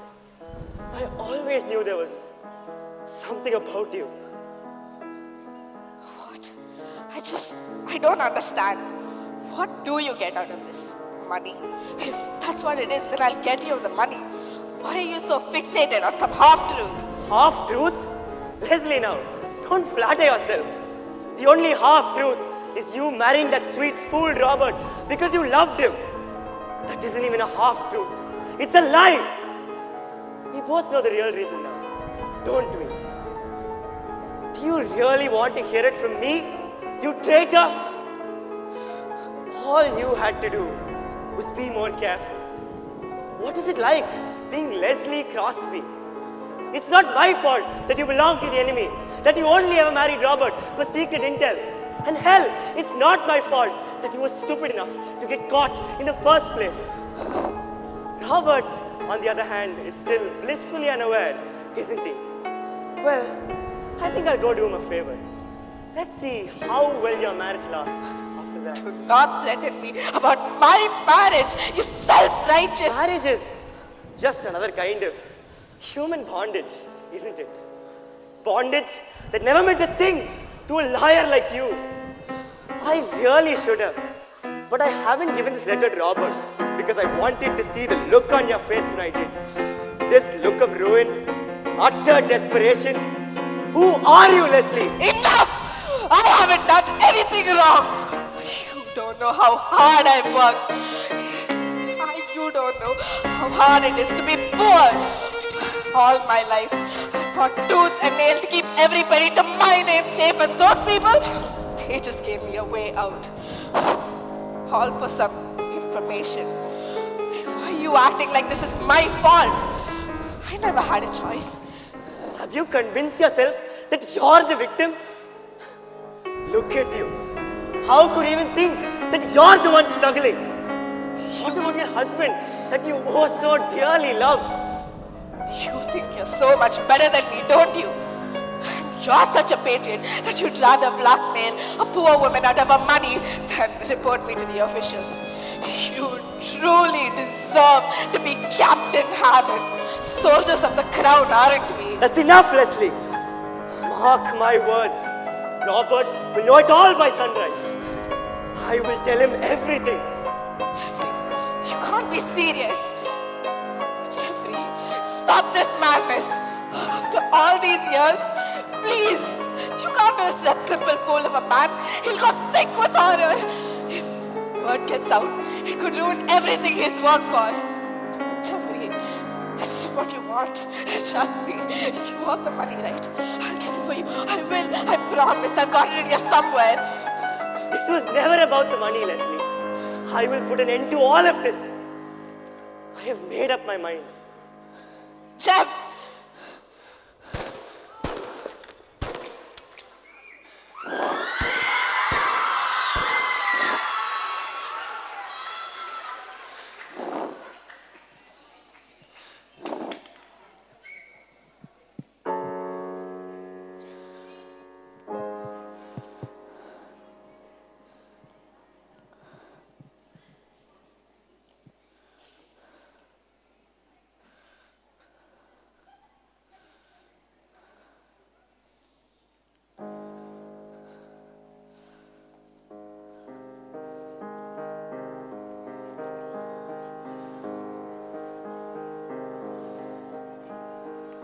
God, Leslie, is that what you did?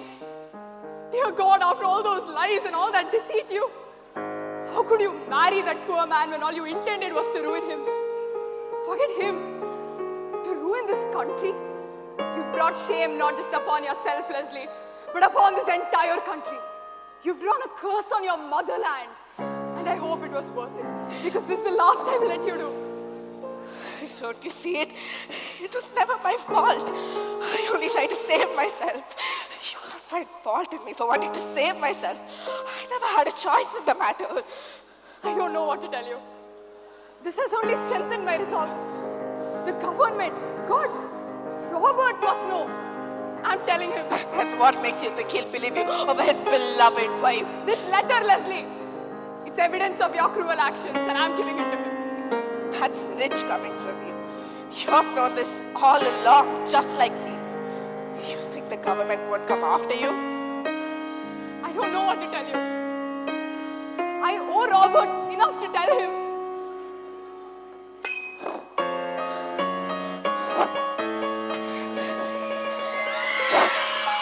Nobody takes away the life that I've worked to build. Not Hammond, not you, nobody! Leslie, What have you done? Robert. No, it wasn't supposed to be like this, Robert. You have to listen to me, please. She threatened me, Robert. She threatened me first. She knew too much, Robert. She knew too much. Knew about what? About you killing Hammond? Or about you being a traitor? What did she know, Leslie? You heard everything? All of it? Yes. And for my sake, I wish I hadn't.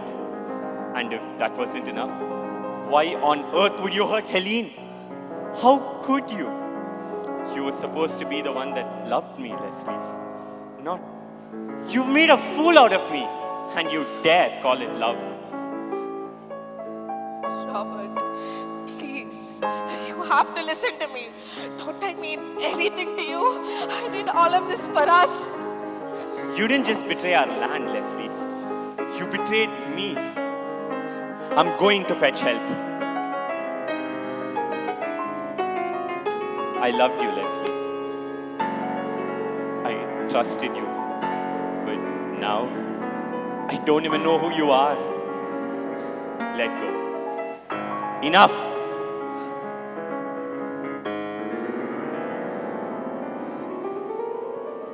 Robert, please. You can't leave me. I love you, Robert. I'm begging you. Please, don't leave me. I love you, Robert. I love you. I love you. Robert.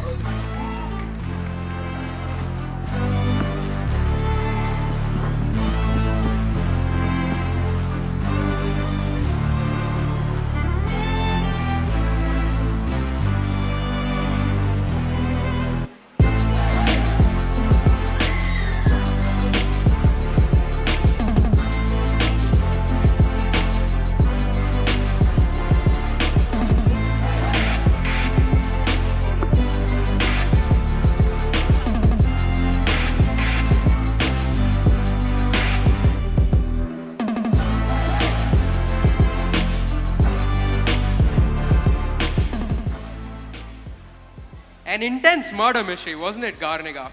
Full of suspense, emotion, and drama. It kept us hooked right from the start to the very finish. Let's give it up for a wonderful cast and crew. They didn't just solve the case, they stole our hearts.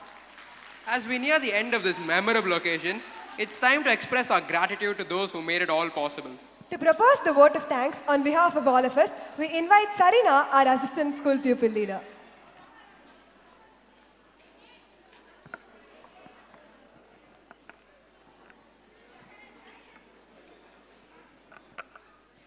On behalf of our principal, vice principals, staff, and students, I extend my heartfelt gratitude to each of you for being part of this memorable evening.